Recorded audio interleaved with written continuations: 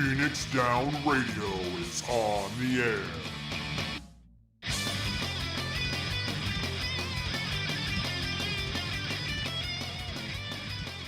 Welcome everybody to Phoenix Down Radio, episode number 129.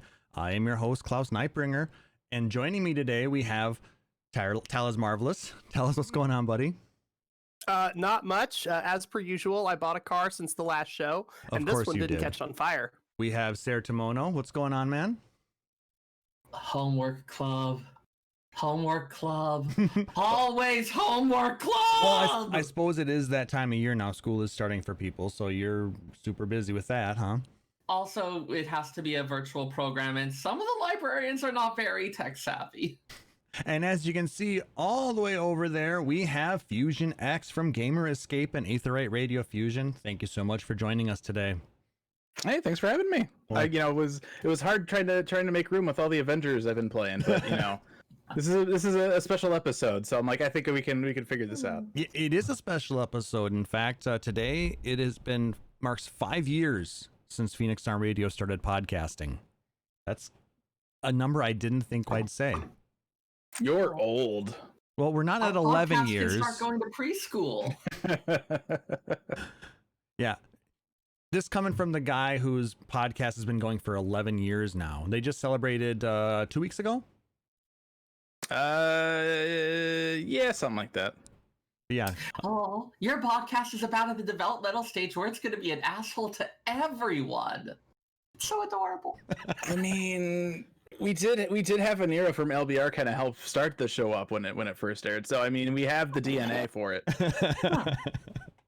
But thank you so much for joining us. Got your teenage angst years out of the way early. Well done. Exactly. Fusion has been a guest on the show a couple of times. You were an early on guest as well. Within our first year, I think we had you join us. Yeah, that could be. I think it was shortly before our first year. I think we talked about the Palace of the Dead. That is entirely possible. Because that's about that time frame, so it was just crazy. I mean, let's be honest. This was in the before times. All memory of such is now clouded in a haze. Sometimes I can't even remember my own podcast episodes. I can't be expected to remember everybody else's that I've been on. Sometimes I look at it and I see a silhouette that might have been Fusion, but it's like dark against this brightness. You might have been like the guest host of Light or something. I don't know. Is that how that works? Well, maybe. Cool, we're going with it. All right, fine. Being it's a special episode, we have some special things planned today. For those of you joining us live here at twitch.tv/PhoenixDownRadio, we invite you to join in and be a part of our game show. We've set up a couple of quizzes on general Final Fantasy knowledge, and we want to pit 2 players up against each other and test your knowledge. Just jump into our Discord server and when we get to that point, and let us know you want to play. And if you win, you're gonna get a carbuncle mount. But you're not gonna go away empty-handed.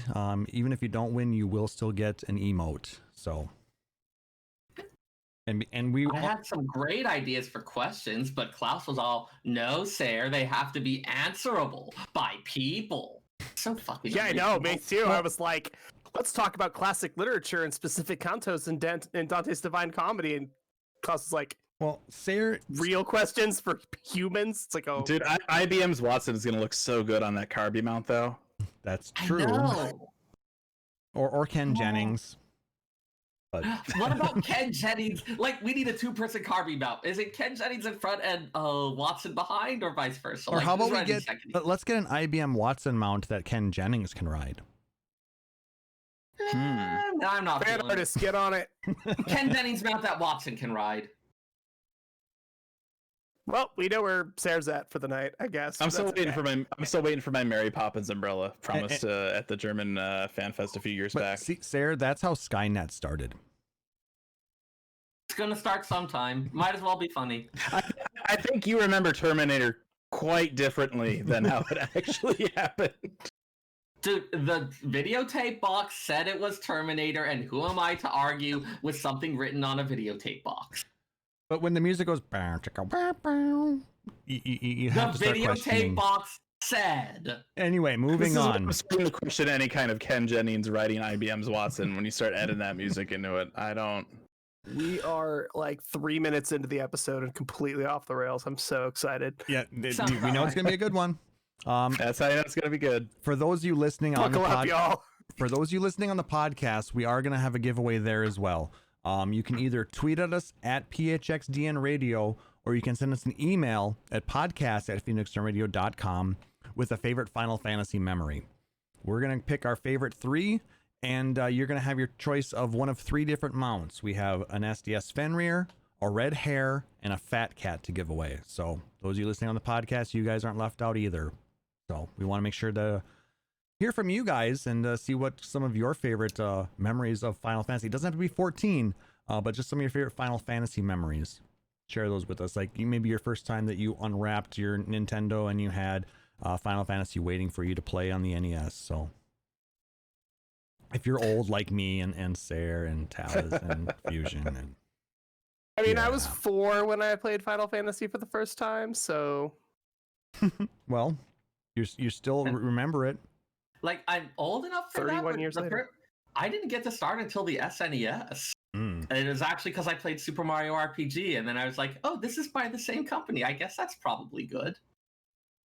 that would be an interesting through line to play like Super Mario RPG and then like Legend of Secret of Mana and then Chrono Trigger and then find like Final Fantasy IV. So I knew a guy several years back where the only Final Fantasy he had played from like the series, which was up to, I want to say 12 or 13 at that point, the only one he had played was 5 as a translated ROM. Wow. And it's like, how do you get to the translated ROM of 5 and miss every other one? How does that happen? Lancetti started with 10, and like that's her baseline that she judges all the other games to, and I'm like, no, you can't That do alone- that. It doesn't work that way. That one I can at least see happen. Like it was a mainline one that was like the first one on the PS2, was it? Yeah. Like I can see, okay, that's how you get to that as your first one. I don't see how you get to a thing where you're playing translated ROMs and you haven't touched any of the other Final Fantasies and you never do after that. I mean, I've actually been playing through a translated version of 5 lately too. So Well, I mean, it's entirely possible that the version that he got turned him off of the game completely. Yeah, he said it was all right. Like he didn't hate it. He just never followed up with any of the others. And it's like, how do you even end up there without touching any of the other Final Fantasies before? How do you get to the point where you say, this is a thing I would like to try? Especially coming into a job-based game. Like if you do that and then you see the commercials for 7 when PS1 was launching and then go, I'm going to play that. And you get in, you'd be like, what do you mean there's no jobs jumping? What do you mean? No, he didn't Stop. even... This wasn't even he played one of the other ones and then was like, nah, that's not for me. He never played any of the others. Has he still not played any of the others? I don't know at this point. But it was Officially just- lost. All right. That's Well, crazy. It's like this super niche thing, like deep down into the depths, while managing to avoid bouncing off anything else on the walls of that ravine. At this That point, he metaphor just went wins a weird, but you know medal. what I mean. At this point, he just wins a medal for managing that because it's weird. All right. So what have you guys Anyway. been up to since the last episode? Let's start with Fusion. Well, we don't have to ask what you've been up to since the last God. episode because, well, that would have been, at least 2.5 years ago. And I'm sure that's just going to take way too long to go through has everything. it been that long? I would bet it's been at least that long since your last time you joined us. I'd have to go back Time and was look. weird even Wow. before this, and now it's like extra. Wow. Yeah, we actually haven't had a lot of guests the last year or so. I feel like we should do something about that. And well, we always say that, don't we? I mean, I could start harassing Moose and Rockle. Rockle's entertaining. We do need to have another lore episode. Yeah, us Anyway. Fusion, we're stealing Moose for a while. He'll be back sometime. too. Can we get our lore episode done first? I thought you guys had your lore episode this weekend. They were We going were supposed to to. do it last weekend, and then without divulging too much personal information, 2 people on our host list suffered similar injuries, Oh no. which is super weird. Oh, no. But yeah, IRL. So I at some think- point we'll get to it. I think Gotcha. this time around, your refrigerator was running, but it wasn't. Yeah, no, we had to toss out all the food in our fridge today. So God, when and was today our was the last Laura? episode where like our second, like our backup host was out. So yeah, it's been a couple of weeks. It's been a couple of weeks. You know, I'm trying So to anyway, remember. Next week we'll do a show. When We'll was see. that episode when we had Moose and Ethis on with us? I know it was That was when we were talking. That was sometime during 3.0 because we talked about the history of the Fifth Astral Era because it was. Oh yes. Because it was when Luna ran into Moose doing one of the Shadows of Mach raid lines, and he did not notice her, and so as recompense, we were talking about the entire history of Mach and the Fifth Astral Era. Yes, that's right. Good times. So we're gonna have to do something about the first, then, I guess, huh? We can go in a lot of entertaining directions. I'm sure there's many things. Anyway, let's get back to what we were kind of talking about before Fusion. Other than your refrigerator deciding to explode and having hosts not be able to do your show, how have you been the last few weeks? Let's say. We've been doing good. Been keeping super busy. Gamer Escape. We've been working on a wiki for Marvel's Avengers. For the last, actually, I think we actually technically launched it last year after E3. We've been working on that. We just had our 11-year anniversary episode of A3 Radio. We announced that we're going to be doing a D&D campaign based on the first. Yeah, I heard about that. So there's lots of stuff going on behind the scenes. So That's crazy. Yeah, I suppose with everything going on, you guys have been super busy over at Gamer Escape. yeah, and there's even some stuff working on that we're not really talking about yet too. So there's a lot of wheels moving. So yeah, never a boring or dull moment over there right now. So Yeah, when you've got a bunch of games that you're getting ready to review, yeah, I understand all that fun stuff. I mean, it's fun sometimes. Sometimes it's not as fun as you might think. But we could talk about that a little later because we'll be talking about Crystal Chronicles. That is definitely true. It's just we haven't gotten to talk about that since Chili left the show. So because Chili was also doing a bunch of game That's right. reviews for PlayStation Universe. Yep. So go check them out too. But thank you so much again for joining us. Yeah, good to be here. Sarah, what have you been up to? So besides various library programs that quite frankly sucked most of the oxygen out of the room, I have been wandering around on Machinist doing all the side quests that I never got around to as a wandering gunslinger. It feels like it's kind of style appropriate. Yeah, no, I'm going around finding out weird stuff about pixies. I just found out about the connection between pixies and beavers, and I am unsettled all over again.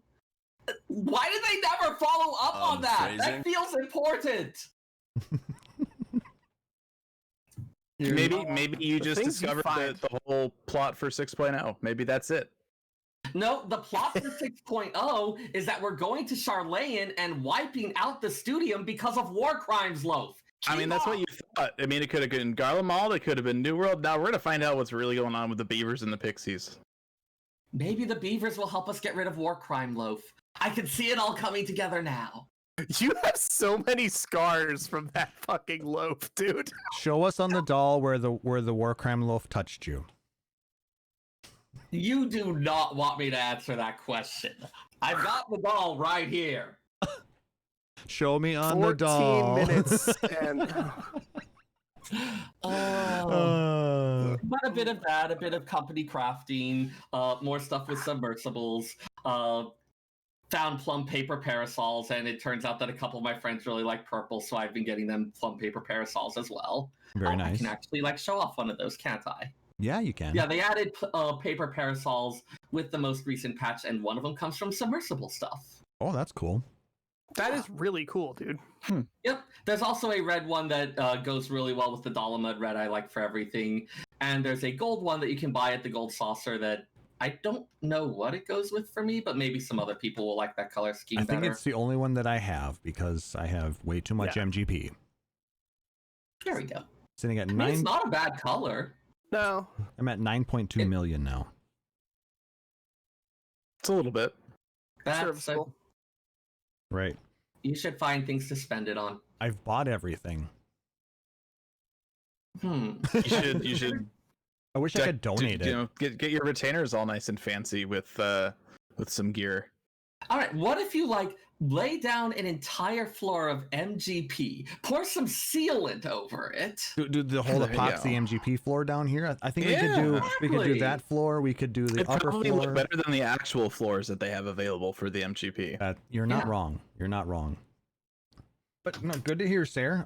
Talis, how about you?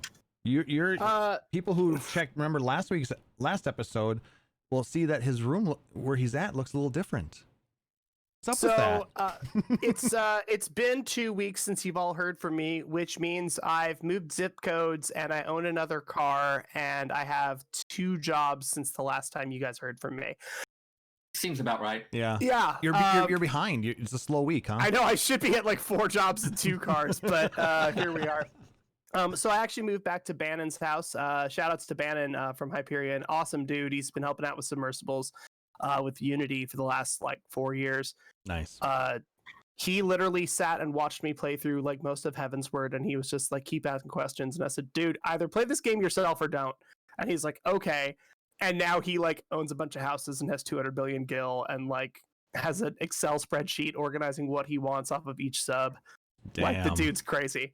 But If I you moved. don't have spreadsheets, are you really playing a game? True enough. Yes. I have notebooks for all kinds of stuff. So I'm back here. I have a place to live again, which is cool. Back to a place where it was very stable. I don't really like this particular city, but I went to Japan 4 times from here, and I moved to Japan and South Korea from here, and I went to LA twice from here. So like, I like traveling, and this is a place I could do that from. I did buy a car. I've been borrowing and renting and all kinds of stuff. And my buddy found a little Japanese Nugget. It is a K car. A nice It's a Reliance automobile. 660cc motor. Nice. It's a 5-speed 4-wheel drive, 12-inch wheels. It's a Mitsubishi Minica. It is a Nugget. Those are car terms. Yeah, if you put your pedal on the floor for about 2 minutes, you can get it up to 100 kilometers an hour. It's a good time. But I own a car again, and it's right-hand drive, so that was fun. That's what I've been doing for the last little bit. Very nice. And tomorrow I will be building a new desk. So everything here is getting torn down. We're going to be setting it up here and then redoing the entire stream setup. So that's going to be interesting. Look at me. I'm Klaus. I own a home. I'm not a millennial by most definitions. No, by all definitions, I'm actually Gen X because I'm old. Oh, okay. Right. Oh, okay. You're allowed to own your own home then. That's allowed. Yep. But I still like avocado toast. Is that I mean, allowed? it's not about whether you like it. It's about whether you can't own a home because all of your money is going towards it. I think you can like the avocado toast, but you might be liable for a fine. Can I shake my fist at people?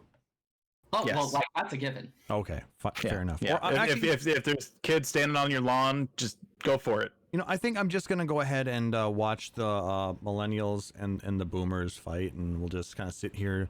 I'll drink my peach flavored cream ale, and you know, good times. You could help, you know. Why? It's more fun just to sit back and watch and I play. was gonna say, but popcorn. Yeah, where do you think that where do you think that came from? The tension is terrible. I hope it'll last. In game, I maxed out my reputation with the dwarves today, Oh shit! and I did unlock that. That's about as far as I got though. and I was able to finally get the dance. Oh my god, I'm so looking forward to having that. I'm still like, I got Starlight, so I'm like a week away. It is such an adorable. Do the dance! Do the dance! I can't do the dance. It's gonna screw everything up. If you stick around after the show, I'll show you all the dance. Woo, Yay. Wally-ho! I maxed out my rep with the new custom deliveries guy, El Yeah. Toe or whatever. I can't remember his name. So I got Her the mount. name is El Her name, Toe. yes, you're right. So I got that mount. I grew a whole bunch of Allegan melons, and for those joining live here on Hyperion, if you need one, I have, I believe, 6 extras right now, so I can give those away after the show as well. But Like, they're super cute, but also they cut themselves in half, and I'm like, Alligans, why did you need to do that? Is there anything you didn't need to bioengineer weirdly? Well, look, they made it this way so that the Alligans themselves don't have to cut the melons. The melons just cut themselves. He's and right. He's right, you know. So it's a bit where you can use the two halves to commit some type of unspeakable torture against lesser races. When they go back together by the themselves. Alligans may have also made a cow that would cut off their leg, slice it up into patties, and like serve up a burger. You don't. I mean, moo. I mean, on the one Alligan hand, burgers. that's horrifying. On the other hand, like, that's really convenient. That's what they're all about. and that is the Alligan melon. Yes. Wait, is the Alligan melon a beef patty as well? Because I am not No. prepared to rule that out. I mean, it's whatever you want it to be. I was gonna say this is now everything is a meat Well, patty. you know what? They just needed to make Allag great again. That's what they were trying to do. Oh. And on that terrible Dude, note, I filled out my fishing log. I completed Azus Law. You are even more horrified by the Alligans when you finish the fishing log for Azus Law. well, especially the fact that half of them feel like Lalafell skin. Is that, Only isn't that a what it is? couple. There's a lot of different horrifying things. It's not all Lalafell. But we all know Lalafells were Allagan constructs, so. Well, it's like 80% Lalafell, and then there's like 5% Rogadin. It's like a hot dog. It's like a hot dog. It's a little bit of everything. Don't ask. Yeah, it's like a hot dog. Just don't ask. Well, actually, technically, it would be a tater tot then. Oh. Let's see. Hang on. Food science notes. I must make a potato-based hot dog. Or at least bind it with potato starch. I mean, that's easy. There you go. All right. I mean, if you like, you could also just do like potato bread for the bun or something. You just glue some tater tots together with ketchup. Or He's just not allowed to that's cook your things potato dog. anymore. make a corn dog, but instead of corn batter, it is tater tots. Which I direction do miss you working at want AFK sometimes because I could have said this to somebody and then 2 hours later it would be done and all I would have to do is pay them. And this is It was why we pretty miss great. Bon Appetit, okay? It's true. All It's right, true. let's go ahead and move on. I'm glad you guys all had a Please, God, wonderful let's couple of move on. weeks. Let's get into some gaming community news, as Fusion was alluding to earlier. Final Fantasy Crystal Chronicles Remastered is available now, and it's cross-playable on PS4, Switch, iOS, and Android. It's $29.99, and there is a light version that you can get and play for free. And it's good. It's all right. There are issues though. Yeah, I've been hearing mixed reviews. Just 'cause There are it's so issues hard. which make it not good. Yeah. Yeah. I'm playing it, but I'm also like, Are you do I soloing just it or are keep you going and partying? play Are a you? single player? Yeah. See, single player has been fine. There's been no issues with that. It's the whole multiplayer fiasco that everybody is up in arms about. They very much tacked it on, got it to work, and said, "Okay, that's good," and launched it. Which they feels like a bit of a got problem it because to work. like a lot of the fond memories that people have are of sitting together on a couch with your Game Boy Advances, like having crazy chaotic stuff happening. Yeah, people really want that couch co-op. I just Agreed. You can have that. You just need a PlayStation 4 on the TV, and then your friends all have the light version on their phone. Yep, or Switches or whatever. And I think that was probably their thinking, right? And I think what happened is, without that extra device, there was no way to get the co-op working reasonably, and they didn't want to put the effort in, and that's why we have it how it is. However, when it launched, the multiplayer servers were all basically shit. People could not match up with anybody. It was taking forever to try and get matches. They were crashing. There were issues with synchronizing. They did do a maintenance. Go ahead. That's been an issue with pretty much any type of online service, it being more popular than expected and way too many people hitting it and flooding it out. My understanding from talking to people involved on the inside with this is it is impossible to simulate accurately what it's going to be like for your servers to be hit by 1 million people. The only way to do it is to have your servers get hit by 1 million people. You could look at the Final Fantasy XIV servers. at It's any like of the all our data name you days have. have come at once. Yep. No, I'm just saying. I You, mean, you make a prediction, and then you add after the fact. You don't add beforehand, because then that's a loss of revenue. you're not wrong, but I mean, I think that they should be able to estimate a little bit closer. I mean, they had to almost double their capacity, so. So This Silverwolf is- in the Which chat is weird is- because they're gonna probably cut that down to like a third of that capacity in a couple weeks. That's So. Yeah, that's true. the other thing. That's the Like, worst okay, part. you make capacity to handle the initial rush, and then a month later, like 90% of your capacity is going unused. Was it really worth spending to all that? Well, for they're probably renting the servers, so it's fine. It Yeah, they ends just up spin working them out. down. Yeah.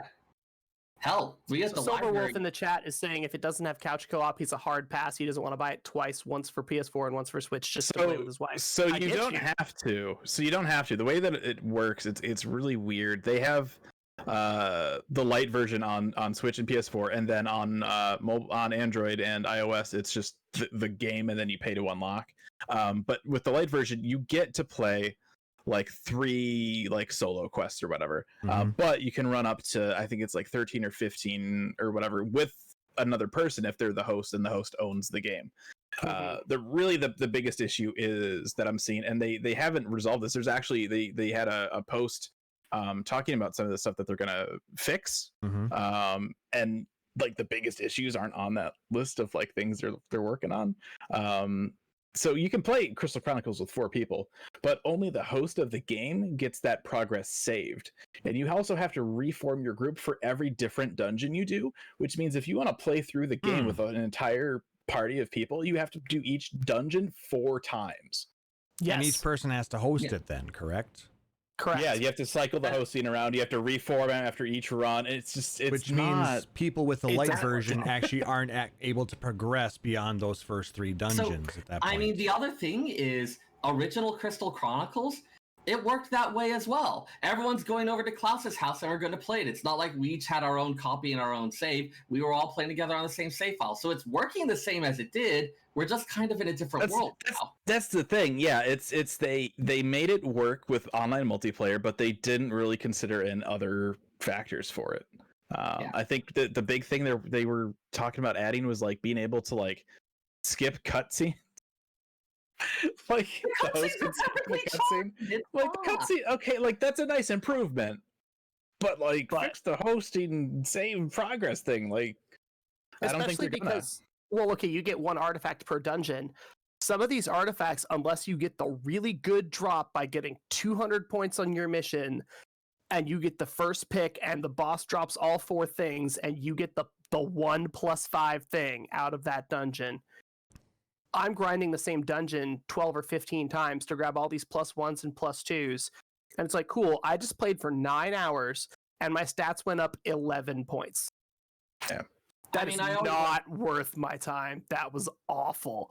I always went for the spell rings first, but I know what you mean. I went for defense because if you're just not taking damage, then it doesn't matter what you're doing. But then how are you going to you make the just cool stand there and spell fusions? I don't need to. I actually go melee. I went Selkie. But how do you cast Haste Ska and then you just get to rip up everything? I don't need it. My charge time is like 1 second. It's great. That's fair. I got the rings, so. Yeah. I mean, I imagine that happens anyways as a natural result of this. I played a it's got some dungeon. issues. It's got a lot of issues. But they're trying to make it so that you can like not do the item spam thing that I was seeing run around, where like there was little like short codes for descriptions and comments for basically item duplication, where like they even said fixes the issues where items can be tamed infinitely. The goblin wall comes to mind. You can get so much crap out of there. I left the goblin wall single player with something like 60 Phoenix downs. Damn. There's no point in healing. There's literally no point in healing. I just load my inventory with nothing but all 6 slots. I load 4 of them with Phoenix downs. I walk up and literally just smash X to win. And if I die, that's fine. I'm back with 4 HP. It doesn't matter. Your hit points are a binary state. You either are alive or being resurrected. Yes. And when you have 4 and you get 4 hearts when you res, that's 16, and I have 6 hearts, so I have 22 hearts. I just stand there and smash X. And I'm like, well, this is fun. I'm done playing this game on year 6. Like, there's nothing to do anymore. Goblin Becky, let me smash. What? Yes, please. Oh my. Anyway. Yeah, we're doing those mean deep cuts here. That's how we roll on We can. that radio. Anyway, I played, like I said, I played a dungeon. It was okay. I had never played the game before. It has a Music's still great. music's good. You gotta love the Music is the hurdy-gurdy. best thing about the game. The game, It's true. the gameplay itself, in my opinion, it's very different from anything else I've ever played. There. Like If you've played something like I played My Life as a King, totally different game. I mean, I'm not saying that in a bad way. It's just getting used to, having to be within that little circle of the chalice, and then having to switch out your actions, basically. Mm-hmm. You need, and then having to gather the artifacts to level up. Basically, it's just very different. I'll probably get back into it some more, and like I said, I'll hopefully play with you two yet. So, Would be nice. The one thing that I did was as soon as I got an elemental and I had a second weapon, I just put the second weapon in one of my inventory slots with an elemental above it. Now I have an element strike weapon. And in single player, having an element strike weapon for things like Blizzard is just absolutely busted. For Selkies, one of the charge attacks is a distance closer. So I just jump halfway across the map, smack something, and get an AoE of freeze, and then jump back to where I was. okay. For free. Just for free. So yeah, there's lots of entertaining stuff to do if they can fix the other issues. Yeah. Well, and it's early enough that, hopefully they'll be able to do that and not basically alienate the rest of the player base. I honestly feel like by the time they get around to fixing the things that people have issues with, Might that be too people are late. going to be done with it. It's Yeah, possible. absolutely. Especially since there's like a campaign involved. Once people get through and beat that, that's it. That's done. Yeah. There's also, I So- think you kind of hit it on the head. Like they got the multiplayer to work, said good enough, and launched it. For couch co-op, yes, we all want couch co-op. I think that's almost a universally agreed upon thing. Right now, it's kind of pointless. Like unless you live with 3 other people that also want to play this, like Yeah. you're probably not gonna need couch co-op. So yeah, maybe Yeah. putting it as a patch for later is a good idea for They development could have time. they could have done a lot But- of things to modernize the game, and they didn't. Didn't. They Yeah. did And this is nothing to even, this is modernize even it after a big delay, because originally I think this was supposed to be out in last like year. December or January or last something, year, I and then believe. it got delayed out to here, and it's just I don't know didn't get what the delay helped them polish or whatever, but I can't notice anything that is better for it. Hmm. Not that I I mean, played it it before, but It might have even it might not even have been we're delayed. It's we're just behind and we need time to catch up on other things. Yeah, because I think it they were was trying to make it better, and they realized they couldn't. And they're just like, all right, Yeah. let's just put it out. because it wasn't the current events that caused it to be delayed. So No, it was delayed. before all that. Yeah. It was delayed before I went to Nagasaki because I was actually looking forward to having it out while I was in Japan earlier this year, so we could play like this crazy, weird, like international Phoenix Down radio version. And then it was like, well, now none of that happened at all. and you go robot So it was, and all I think it of was that. December was the actual launch date. Even so, I understood. Yeah. that's the other thing is we wouldn't even be able to do that if we wanted to, because Yeah. party matching is region locked. You can Yeah, only, that's a problem. you can only I have a lot match of up with problems with people like NA can only match up with NA, EU can only match up with EU. I don't know if it's based off of where your PlayStation or whatever account you have is, or if it's a physical location. It So- might be whatever server you connect to, because I know when I was connecting to Netflix specifically on my phone, because you could download movies for local play for like one time. Mm-hmm. I was downloading a whole bunch of stuff from a show, and then I was continuing to watch the downloaded episodes just at the gym on the treadmill. And then eventually the episodes changed and everybody's names changed and all the subtitles changed and a bunch of branding stuff disappeared from the episode because the ones I downloaded from the Japan servers had a completely different set of subtitles and branding and imagery versus all the US ones. So they're definitely tracking where the device is, but that's on a phone, not a PS4. Yeah, So who knows? I mean, it's possible. Yeah, I you mean, could- the thing too is they're all talking to each other, right? If you have Android and iOS and PS4 and Switch, so there's a lot of different gears moving there that need to, work together. All So work. It'd be interesting if we could do some testing around that by enabling a VPN and going to a different location and seeing if that will actually allow you to party up with other people. Yeah, I just have a lot of angry feelings about region locking anything. I mean, I guess I somewhat understand it because they want to try and keep the ping times low. Because if you got somebody from yes, it's definitely out of concern for the consumers. That is definitely what is motivating this. No, I didn't say for that had nothing to do with the consumers. It's for the actual delay time between with the games and stuff. Otherwise, they could get way out of sync, and that could cause some other issues that they didn't even conceive. So anyway, Deal with the choice. Yeah, I remember breaking some stuff at NOA. We were testing with Europe at the same time, and we found bugs because of how much time delay there was between Europe doing something and us doing something. I've bricked a lot of hardware at that building for sure. yeah. So I mean, there are reasons for that may not seem as evident, but and it does seem annoying to the average person. But given how many other things stay in, part of me wonders if it is just the profit and location control motive that's really driving it. Who knows? Well, money is important. Money does run the world, but anyway, I get it. It offends my librarian sensibilities. okay. Fair enough. Moving on. Let's talk about a game that's older than dirt. Final Fantasy XI.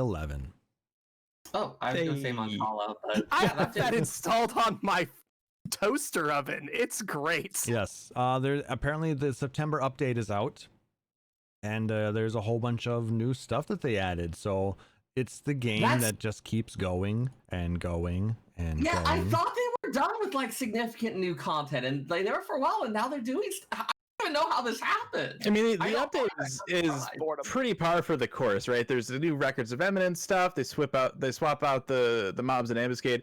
The real big thing with this, though, is that they're continuing to work on stuff for Voracious Resurgence, which is their new story content. Which is what? That's the big content. This is planned 19 updates, years though. in. With this new update, they planned on slowly adding in pieces, so it wasn't all available right at once, and people play through it, immediately. Originally, once Rhapsody's Havana deal was done, they were like, okay, that's it for story content. They were going to have hey, we're adding swapping out the mobs for ambuscade, as you said, or other things like that, but they weren't going to have new story. I think they expected it was just going to effectively run in maintenance mode until it got to the point where there weren't enough people to support it. And then this happened, and I don't know how. There was a voracious resurgence in players, and so now we have this new quest line. Well, it's all free money. It's like with 1.0 and the relaunch where it's this isn't how this normally works, and I don't mind, and it's fascinating, but I am so confused. Because you're anticipating what you think they're doing with Crystal Chronicles, but now they're doing something that's actually consumer friendly. I would put it that way, but am I wrong though? Weird. I'm slightly more cynical on some aspects of that, but this is still weird. It confuses me. I am confused and irritable. I see that. Yeah, it's a good looking game, and I'm kind of impressed that they're able to still keep it going. Do we need to give you head pats, Sarah? Yes. Head pats to Sarah. Head pats. I think the fact that we had such a slowdown on patches for 14, we had options for people to play 11, and that's why there's so many people playing it. Right. Yeah. Side thing that you just reminded me of, thing that is happening in my life, my housemate has started fostering kittens, and the last week has been so much better when I can take a 5-minute kitten break whenever I want to. I hear you there. I'm actually puppy sitting for my parents right now, so. I promise not to take a kitten break during the podcast. Well, if you have to, you have to. I'm so tempted to bring one of them on camera. Anyways, FF11. Ratings. You do it. Just kidding. But yeah, I mean, they're trying to keep things going because I mean there are still a lot of hardcore players that are still playing the game. It's free money for them, and it's good an to MMO see. in maintenance mode can remain profitable under some fairly extreme circumstances. Like maybe you collapse down the number of servers or something like that. But you can keep going for quite a long time. Yep. But this is still surprising. You don't typically have the investing of new resources in it to this degree. No, and I mean they've said before in interviews too, around the timing for PAX East. There was an interview that said basically they have like 6 planners and 0 dedicated engineers now for the game because they're all on other projects. And So they're they still are really working with just a handful of people. And this new quest line is something that they've had to slowly, but like there's a reason we're getting it in like little pieces here and there because their budget is such that they needed to. They're basically saying, okay, over the next couple of years, we're going to dedicate this part of the budget to this new storyline. And they've said that they will run the game till at least the 20th anniversary, which will be 2022. Damn. Like, it's awesome, just so brain breaking. This isn't how things are supposed to work. I The want to be able laws to get of back to nature are Japan. breaking down. I want to be back in Japan in 2022 because I want to go to the 20th anniversary events. Oh God, yes, absolutely. So fun. We're gonna need to summon Zodiac to make the laws of nature go back to working normally. I'm gonna put that Sarah on reminds me. mute. Like 3 out of every 4 of us are going to die. I volunteer you 3 as tribute. We're gonna put Sarah That's on nice of mute you. now, and That's for the best. and move on. I can still hear him. I don't know. Is it just muted for the stream or?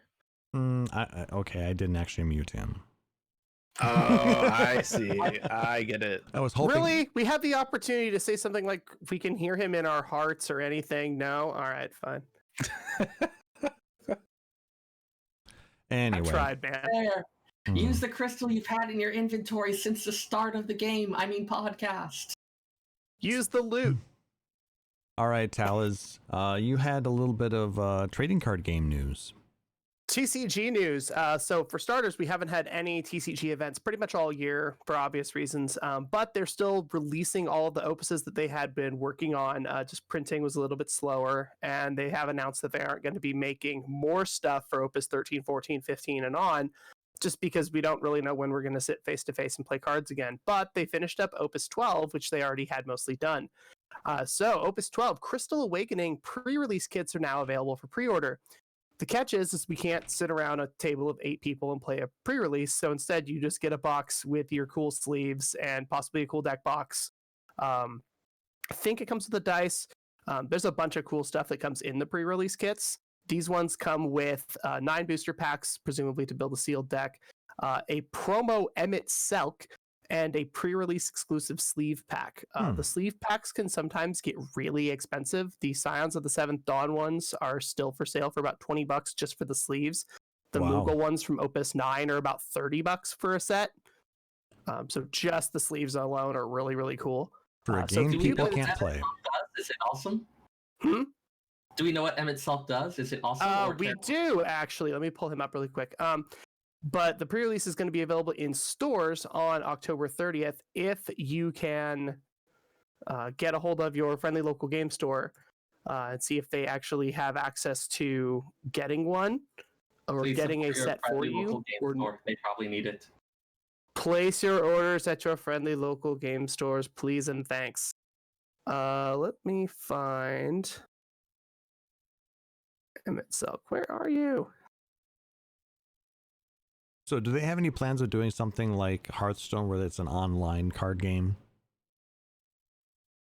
Oh So my they God. actually mentioned that because Magic decided to really go heavy-handed into Arena last year, and it ended up kind of saving their butt because now people can still play. Pokemon had TCGO. Konami had a janky but functional version of Yu-Gi-Oh! In a couple different forms. But a couple of cards, Card Fight Vanguard, Buddy Fights, Final Fantasy, and a few others, don't really have an online presence as of yet. So they're still trying to find a way to really get things functional again. I am trying to load the image of Emmett Selk, but everybody wants to load it right now. I feel like if there was an option for being able to play that through some kind of online thing, I would absolutely go for that. Yeah, because I mean, it makes things a little bit easier, especially And in the current issue times. that we have with it. Go ahead. Yeah, the big issue that we have with online card games, especially ones that have things that have a lot of interrupts and a lot of stacks, is that you have to have opportunities for go backs. You have to have opportunities to interrupt things. And when you have a 10 or 15-second timer for interrupts for every single effect on every single card, that makes what would be a 20-minute game easily a 45-minute game. And that's what breaks things. So for things like Magic, when you're playing a card, you can mark when you want things to interrupt when you play the card. So it just flows naturally for both players. Also, the sleeves are of Ash from Final Fantasy XII in a super cool Amano art style. Does she still have the Silk is a forward. No, it's actually kind of a weird grayscale looking thing. I'll actually post that for you in just a second in the chat. So, 4-drop ice forward Emmett Selk is an Asian from Final Fantasy XIV. He has 9,000 power. When he is chosen by your opponent's summons or abilities, remove Emmett Selk from the game. If you do, play Emmett Selk on the field at the end of the turn. Damage 5. When Emmett Selk enters the field, you may pay 1 ice. When you do so, do one of the following 2 actions. Choose 1 dull forward and break it, or choose 1 forward of cost 2 or less in your break zone and play it onto the field. So basically when you're about to lose, because you have 5 of your 7 damage, every time it comes back, you start killing things that are weak, or you start bringing shit back from the void to make things awful for your opponent. Damn. And every time they target him, he like disappears from the battlefield and then comes back. And every single time he's targeted for literally anything, he just goes, "Peace, I'll be back."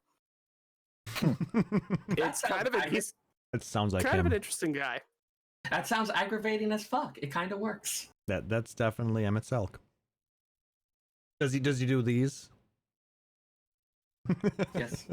Yeah, he the actual art of him As he leaves, it's like he's kind of got the wide arms, like the "come at me, bro." He's got his black jacket.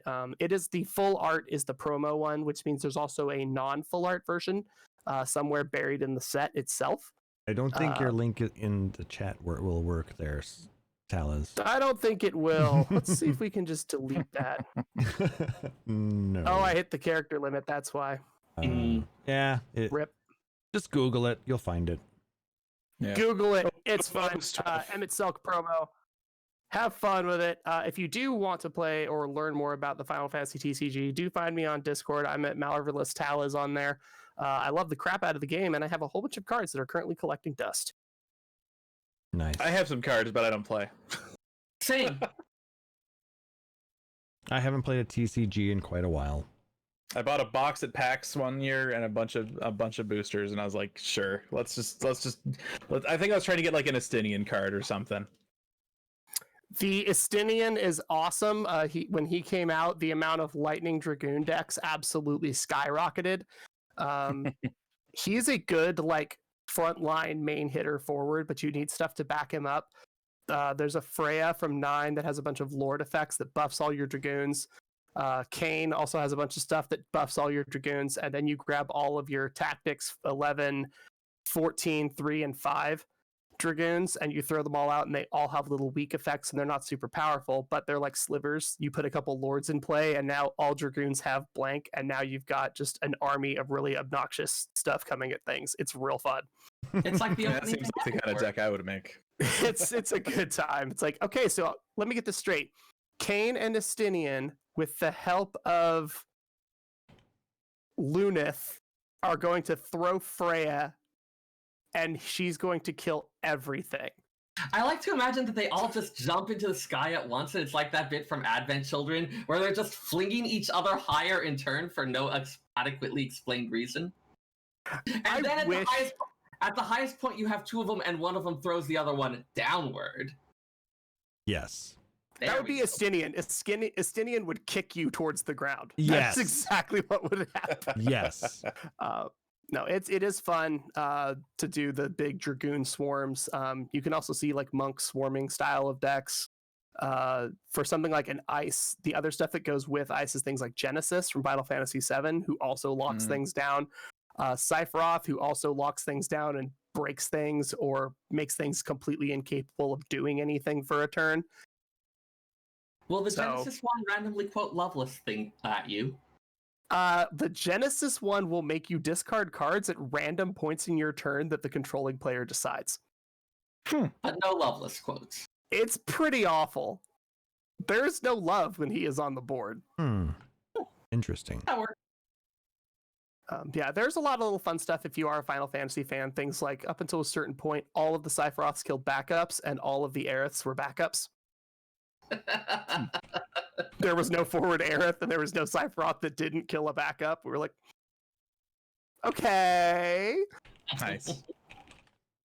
Ida and Lise can't be on the field at the same time, which was like, sure. Like, there's just no explanation in the card game. So unless you play 14 and know, it just doesn't make any sense. That's funny. I think I actually have some old, like, I think before they started, because this is like a relaunch, right? This current TCG. The current one is they actually just started adding subtitles to it. It was just called Opus Number because they were like, meh, it's gonna fail and it'll be fine. And then they're like, shit, it's popular. The first one was called Final Fantasy Chapters, and it focused a little. The way that crystal points worked were a little different, and so we had a couple of different ways to get enough power to summon things, and they also had things like equipment. Sort of like artifacts from Magic, where you could equip stuff to different people. So you could get Cecil's armor and Cloud's sword and throw it on Interesting. the Onion Knight or whatever, and it could do stuff. I have some like random ass cards from that first like initial game. I have like a Mott from 11. Yeah, I had a bunch. I actually ordered a whole bunch of stuff off of a completely legitimate website that wasn't sketchy at all and didn't forward things off of a warehouse in Yokohama. But it was definitely, I had a lot of cool stuff, and I wish I had kept it. But now I'm like, no, the current one is a lot easier to play. It's a lot more fun. It's a lot more flowy. I mean, honestly, if you like card games, find somebody that owns a couple of the cards and just feel them. They're a lot thicker than Magic and Pokemon cards. The quality of them is incredible. That being said, you're getting 10 cards for $4 and your decks are 50 cards and you're needing 3 of everybody. So it starts getting real expensive real quick if you're not careful. Gotcha. Yeah, the TCGs are definitely a money sink. I had to decide what I wanted to do. I don't like collecting stuff, but I do collect cards. Fair. There you go. I played Pokemon for a couple of years, and that was it for my TCGs. I played Pokemon for 20 plus years. I opened leagues and I ran stores and I did all this stuff, and then I was just like, I'm not getting paid to promote their game or run their leagues. And they treat their players like crap, and they haven't sent me promos in 8 months. So I just went to the office in Bellevue and I was just like, so do I get anything or not? And they're like, well, we'll work on it. And I said, okay, here is my t-shirt that I ordered 3 years ago and a playmat that says I'm a professor and I hate you and I'm not giving you any money anymore. And they're like, we can't take these, please leave with them. And I said, cool. So I sold all my professor stuff, which was completely against the terms of conduct. And I was like, cool, now I can't play your game anymore. I'm out. I'll see you later. Done. I played for 20 years. I love it. It's a cool game. It teaches mental math. It teaches reading. It teaches arithmetic. It teaches fair play. I used it to improve the grades of students at an elementary school in Edmonds. It was great. I don't want to play it as a player. And that starts to come through very quickly when you're in a leadership role that you don't like the thing you're doing. So, didn't you have a job like that recently? Didn't you have a job like that recently? I had a lot of jobs, dude. I'm at like 320 jobs at this point in my life. You're going to have to narrow it down a little bit. And that's just this year. I mean, let's see, 1, 2, 3, 4. I've only worked at 7 car dealerships. I've only worked in 5 delivery jobs. Oh, is that all? Yeah, this is going to go way off the rails real quick if I have to start counting things. Yeah, we can just leave it at that, I think. All right. Yeah, please. Let's jump into some Final Fantasy XIV news, because, yeah, that's still a thing, guys. You know, we're kind of... Hey, guys, we still play 14. And the Rising event is going on right now. We actually thought about having the show out on that Rising stage, because it's got that really pretty artwork with Nanamo and the Sultana 7. But classic story. There's just way too many random people there, and just be people jumping across everywhere, and we don't need that right now. I mean, it's bad enough when we go ahead. Klaus was like, hey, where should we do it? And I'm like, Ul'dah. And then I warped to Ul'dah, and I was like, yeah, this isn't gonna work. So I just hit one of the Manderville dances, and he rolls in about 5 minutes later. He's like, and I was like, yeah, no, this Yeah. isn't gonna work, dude. Yeah. Not at all. But I'm kind of happy that they did pull in from that classic story from the original Tales from the Calamity. mhm. It's cool that they're doing stuff like that. I mean, the Rising event is definitely something that the older players appreciate. Going back and looking at what happened, and not forgetting the dumpster fire that was 1.0. But It was our dumpster fire, though. yes, we and yes. occasionally you would hack the bed and get a relic weapon. Yeah, if you had Yes. kept going with it, which I didn't, but I still have the tattoo, but I don't have the cheap option for a subscription. Whoa! I had the tattoo. It wasn't cheap. It was like $300. Wrong tattoo. Oh, right. Yeah, In game. I want to get that one there too, but Yeah, it's pretty cool. I don't mind mine. It was definitely a good time. yeah, so they're talking about that this year, and it's a cute event. I definitely like the minion.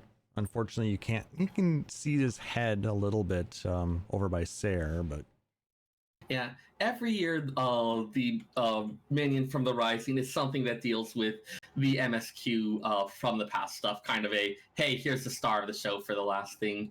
And as always, there's been the bit where you get the fourth wall breaking personal thanks from Yoshi P, which people have used to start saying, oh, he said 7 years. Does that mean the time bubble's advancing? It's like, no, he's talking to the player. It's been 7 years in real life. The time bubble has not changed. You can't get out of it this way. Stop it. Every Rising this happens. It's And because every anniversary, they ignore the fact that 1.0 existed. This game could be several years longer, but no, they decide to just be like, no, 2.0. That's when this started. Well, that's when the Rising began. That's how I operate a Final Fantasy XIV podcast that's 11 years old. Because they just ignore a few of those years. Yeah. well, technically, you started before the game even launched. This is true. You started This like is back when true. it was announced at a games show. We started in August of 11 years ago. whatever math 2009. That is. 2009. Yeah, 2009. So that would have been 3 months after the initial announcement. Oh, and do you still have your Hermes shoes? Yeah, I have my Hermes shoes. I still have the What?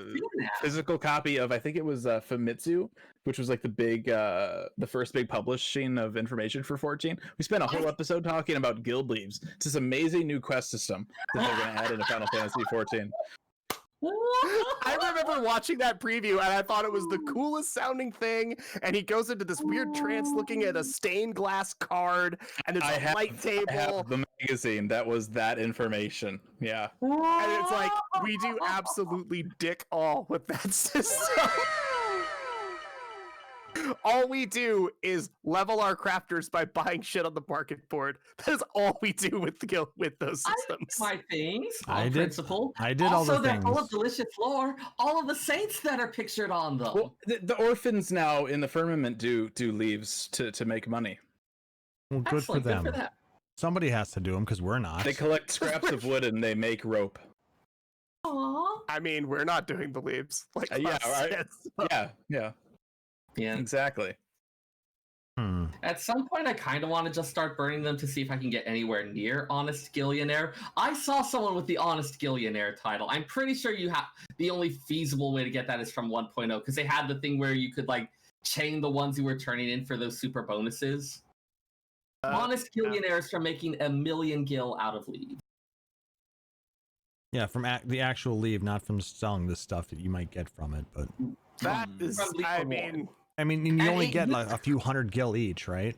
It used Yeah. to be that when you were picking up a leave, you would have like your completed guild leaves and you could turn them in. Various combinations would give bonuses to the rewards you would get from the next one. And by chaining stuff together in proper ways, you could get like a couple 100,000 gil from. These are the things that live in my brain instead of useful information. 1.0 crafting leaves were awesome because they would just give you the materials to make the things they needed. Yeah, they were. It was, nice. it was amazing. and then you'd have a Then you level might- 50 crafter and you didn't ever leave the adventurer's hall. Yeah. Well, you still only might had a have to limited buy number you could lumberyard, do. access for some reason, which I never quite understood the different types of guild access you could buy and how they actually varied, or how you needed to buy the key item that made you really good at making nails. There was so much obtuse about that system that I wanted to understand. Back in my day, I had to buy Fleet of Foot, and it was a thing that let me run a little bit faster when my weapon was out. Yep. 1.0, everybody. Oh my god. And you had an undershirt, and you had Oh god, the amount of gear that every person had was freaking insane. There were like 2 or 3 equipment slots in 1.0 that they never actually made gear for. I mean, I think they had planned to, maybe. Oh, I'm Did sure anyone- they did. Did anyone ever actually execute a battle regimen? Because I saw the system and I saw that all this. They did, and they were using it to cheese the Darkhold boss, and that's why it got removed. Hmm. Oh god, it's fucking absolute virtue all over again. People would one-shot that demon at the end of Darkhold with battle regimens. They were just like abusing that left and right. It was Isn't amazing. that the point? You have this cool combination. Right, that's the thing. So they finally found out how to use battle regimens. Oh, it's too OP. Sorry, we got to take it out of the game. 1.0. I do love when you just have a little banner that says, "We didn't playtest this at all." Like, just ever. They didn't know how it worked either. That's the funny part. They weren't sure how it worked. Yeah. Okay, so this is one that gets shared among the lore mongers that I just have to pass on.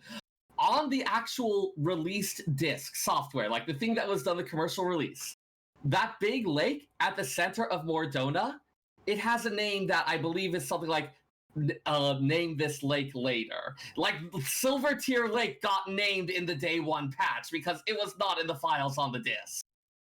Hmm. They also refer to the sea serpent as like Leviathan or a primal or something on the Blu-ray that came with the collector's edition for 1.0. For the Lominston opening? Yeah, they mislabeled that, and it was really funny because I can remember talking to Koji about that. I'm like, hey, so what happened here? He's like, well, you can patch a game, you can't patch a Blu-ray. Yeah. All right. Wow. That's good. That's good. Okay. I do remember some of the good stuff that we heard about when we were playing at Nintendo. We'd all come back and we were like, so, did we all beat Ifrit last night? Yeah. What are we doing tonight? And it's like, Mario Kart? It's like, yeah, all right, sounds good. We just like didn't even bother. Like as soon as everybody had beaten Ifrit, we were like, cool, disk space. Remember having to collect totems and like Koopo nuts to fight primals? I can still make Yeah. Raku go into a fetal position by talking about the unmarked Moogle keystones. I still have some, I think. I still have, or did they get rid of those? I forget. patched them Nope, out. they They still patched those out. exist. They exist. You can't do anything with them. You can't get but they them don't anymore, look yeah. like I have those. I have some moon nuts, some Dalmud nuts, and a bunch of the Hamlet Beastman currency. I found a bunch of strength 4 materia floating around. And I was like, what the hell am I supposed to do with this? Sell it.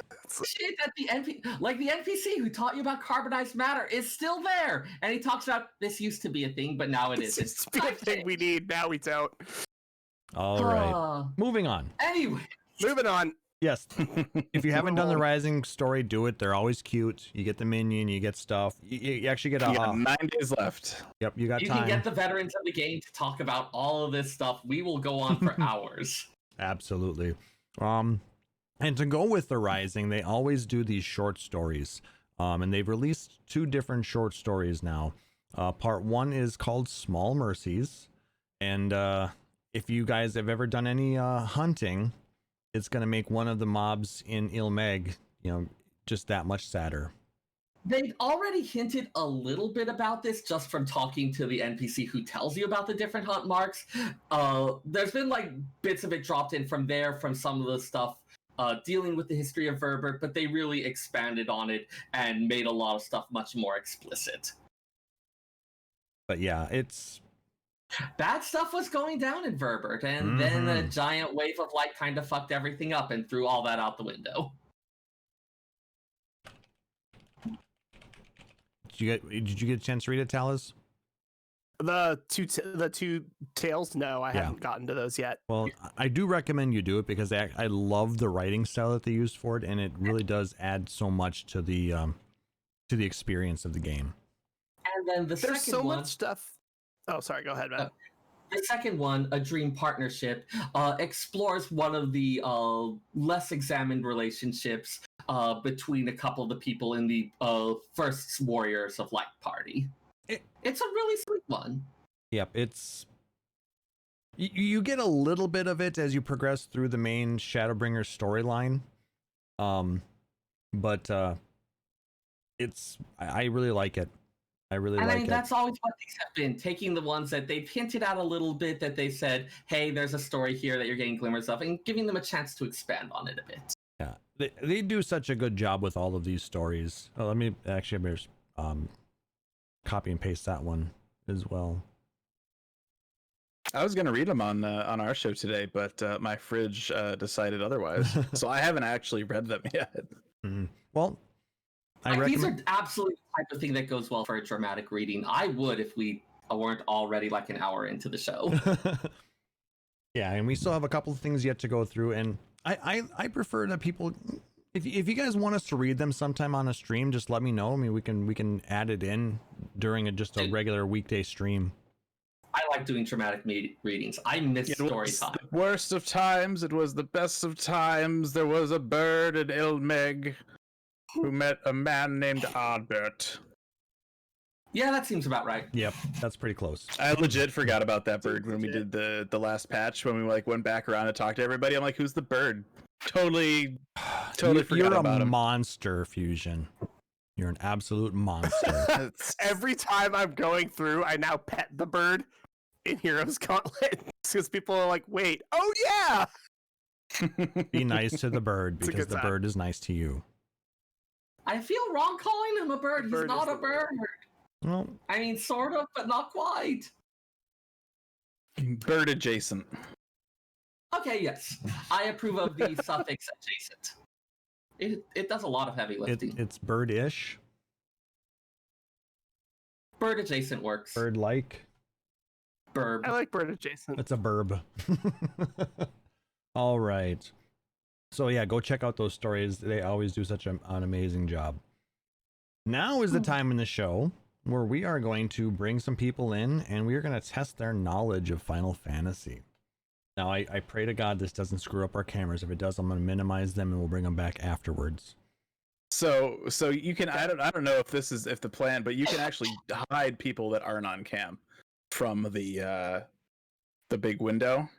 Okay, how do you do that? In your, I think it's in more. If you click on more, it's show non-video participants. You can check Oh that yeah, off. that's a good point. So- Thank you for Awesome. telling me that. These are the things you'll learn as you're going through. I mean, that's why we bring him on too, because he's so smart.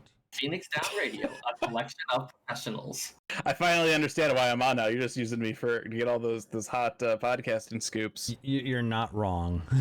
No one said the phrase unpaid technical support until just now. Now, I will say that it was thanks to Fusion's help 2 weeks ago that we got these up and running. So thank you very much for your assist on that. Yeah. All right, so Happy to help. now with that, it shouldn't screw anything up. So I'm going to go ahead and bring Nick Nar and Pyrocats into the show channel.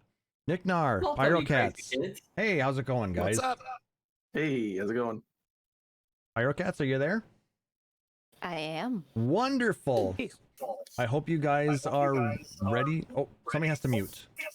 That's me. Damn it, Nick Nar. You should know I better than turned on that. Bruh. Bruh. There, I turned on my headset. Perfect. I like it loud. All right. You already lose. Just kidding. All right. So Rip. you two are going to battle off in a best of 5 Final Fantasy knowledge quiz. So Oh goodness, here's how I'm it's gonna gonna. lose. Well, it's all So Final Fantasy, I'm- not just Final Fantasy XIV. So if you've played the games, you might be all right. And like you said, you're not going to leave empty-handed. So everybody is going to win a prize Everyone's a winner here, except the audience. because they have to listen to us. I mean, because you get to listen to us. So They lose because they weren't here. Exactly. Exactly. All right. I so like that. here's how it's going to We'll go work. with that. I'm going to read off the question and a list of answers.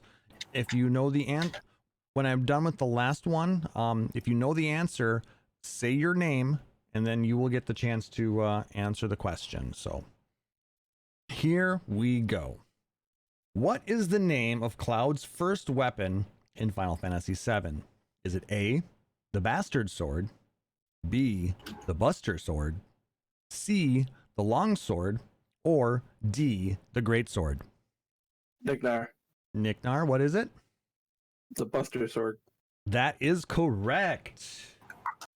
I don't. Where's my? It's there. interesting. I've heard a lot of like really good sound effects, like beep, beep, boop. Nicknar is a new button press. I Yes. actually really like that. I was like, that's a funny button press, but it works. Nignar. Nicknar.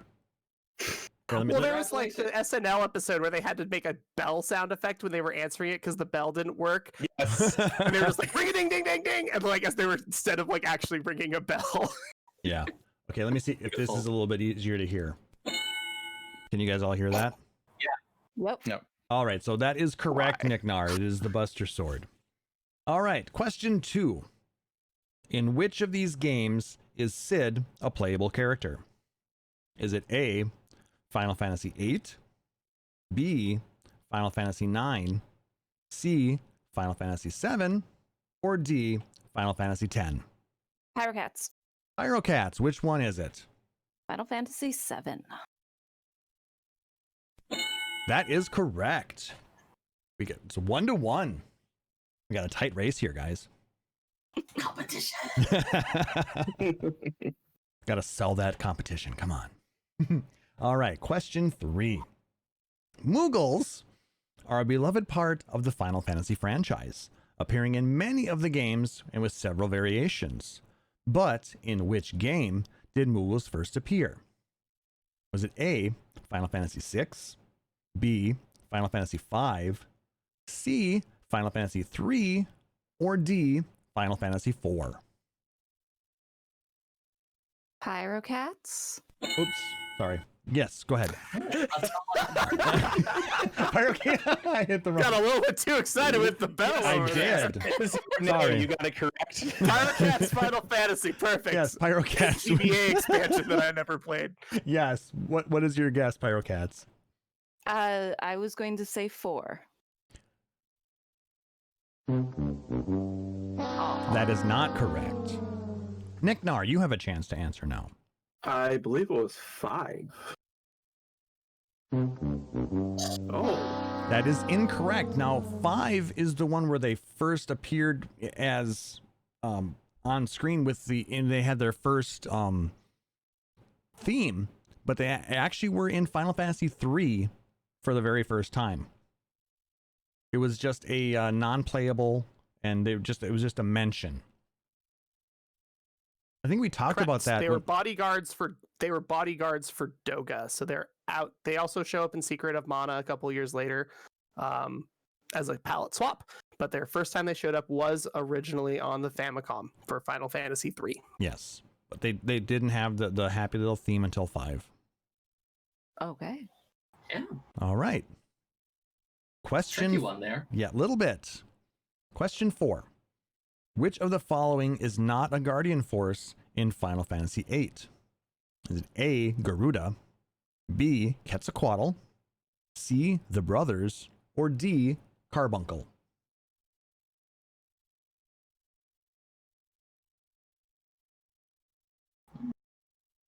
Nignar?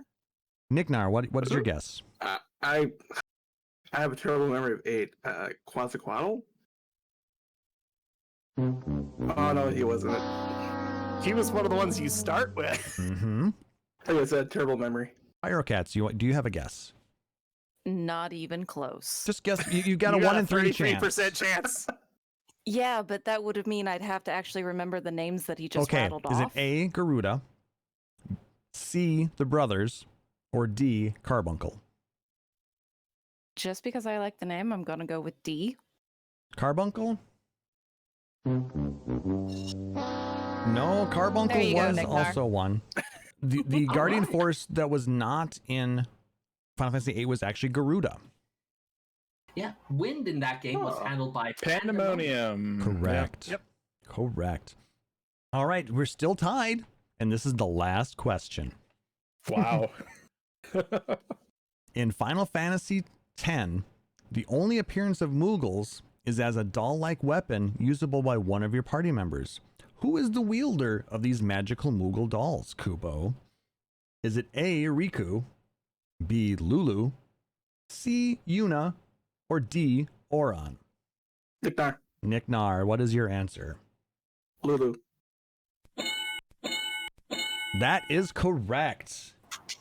And Nick No, Nar... I would pay money for an edition where Oron was wielding them. Right? Imagine the fire tornado one where he sprays the sake and then throws a flaming Moogle into it. That would be That would be amazing. Yes. That would be so good. And on a funny, but on kind of a funny side note, in Final Fantasy X-2, Yuna actually wears a Moogle suit.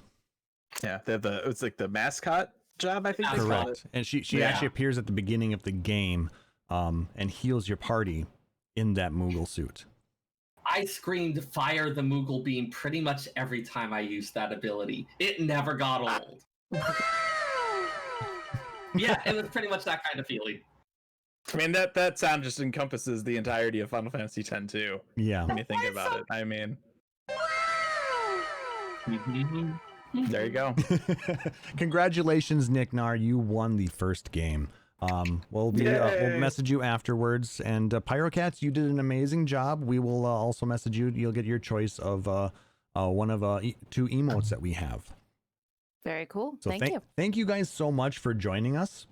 And we have another game coming up. If there's anybody else out there who wants to join in and play this game, go ahead. It looks and like Silverwolf is already in. Yeah, He was AFK fishing when we started, so he wants to jump in for the next round of questions. I he think definitely can. If you want to, like I said, jump into that call-in channel. I'm gonna go ahead and bring Nick Nar and Pyrocats back up there. Thanks again for joining us, guys. Have a great night. Enjoy the rest of the show. You too. And there's one. Oh, dang it! I said go up there. There we go. I dragged too far. I hate when that happens. So that actually worked out well. I'm very happy for that. Talus, thank you for putting the Discord link out there. Like I said, jump into the PDR called-in channel, voice chat channel, and check to make sure that everything is working. While we wait for our next contestants, what else can we vamp about, I guess? I mean, we could quiz each other really obnoxiously difficult Final Fantasy questions. That's always fun. Yeah, Silver, scramble for your headset, man. What was the name of Cypher's gunblade in Final Fantasy VIII? Hyperion. Hyperion. I would hope we you could would kinda know cheat that. that one, but- I hope you would know that. I actually have a Hyperion over on the shelf. Did you yeah. know it actually has a pistol grip? Nice. Yeah. It's not a It's a revolver, working- it's a pistol. Yeah, it actually well, it doesn't work as much anymore after I knocked it off my shelf playing VR and I had to glue it back together. But yeah, the trigger would work and everything. That's crazy. Yeah. Let's see what else. There were a bunch of questions that I had gone through that I didn't choose. I maybe go through the list and find them. Why do Lassie turn into ice? Depends on the specific thing, but usually it's because they finished their focus, and so the gods are locking them up until they need them again. And it's technically crystal. That's interesting. Fulfill My their focus answer with was virus. like completely different. I was gonna say who cares it's 13. Like, one of the points of the whole thing is it's like, oh, you are the chosen one. We're gonna make you do shit or you turn into a zombie, and when you're done, we're gonna suspend you in time till we need you again. Well, Yay. we're fun. terrible. Not really. Let's see. This was one that I was looking at, but it was more for like Sayers kind of stuff. Like most summons from the Final Fantasy series have acquired their names from various mythologies. However, do you know which Aeon does not? Is it Ifrit, Anima, Shiva, or Bahamut? Sayer.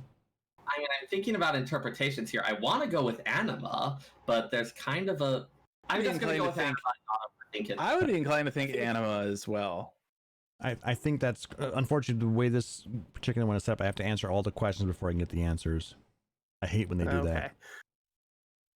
Yeah, because I know that Ifrit was actually like, first of all, there was 2 or 3 translations of Ifrit before we got to the IFRIT version that we have now. One was Jin. He was called like Jin with and without the silent D. He also was Ifrit at one point with 3 E's in that 5-patch translation that was running around for the longest time. There's a lot of different names that have adjusted. Some of that's just a consequence of trying to Romanize things that appeared in languages with other character sets. Kaizoku, the pirates from Final Fantasy I that you rob blind to get a whole bunch of GP early in the game. Well, it's KYZOKU, and it's like, okay, that doesn't make any sense in English, but Kaizoku, which is Kaizoku, does make sense in Japanese, but we just only had so much room. Yeah, there's there's only so many characters. So it became KY instead of KAI. And that's why he's cyan instead of cayenne. Yeah, instead of being cayenne like the pepper, he's cyan like the blue. That's why all the early Final Fantasy games have amazing translations. Butts. He did his best. Like I feel like he did reasonable work, especially under the circumstances. It's funny. We were talking a little earlier about playing 5 with a translation patch. There's actually a really good book out if you're interested in 5 or like localization and translation from Boss Fight Books. Chris Kohler wrote it.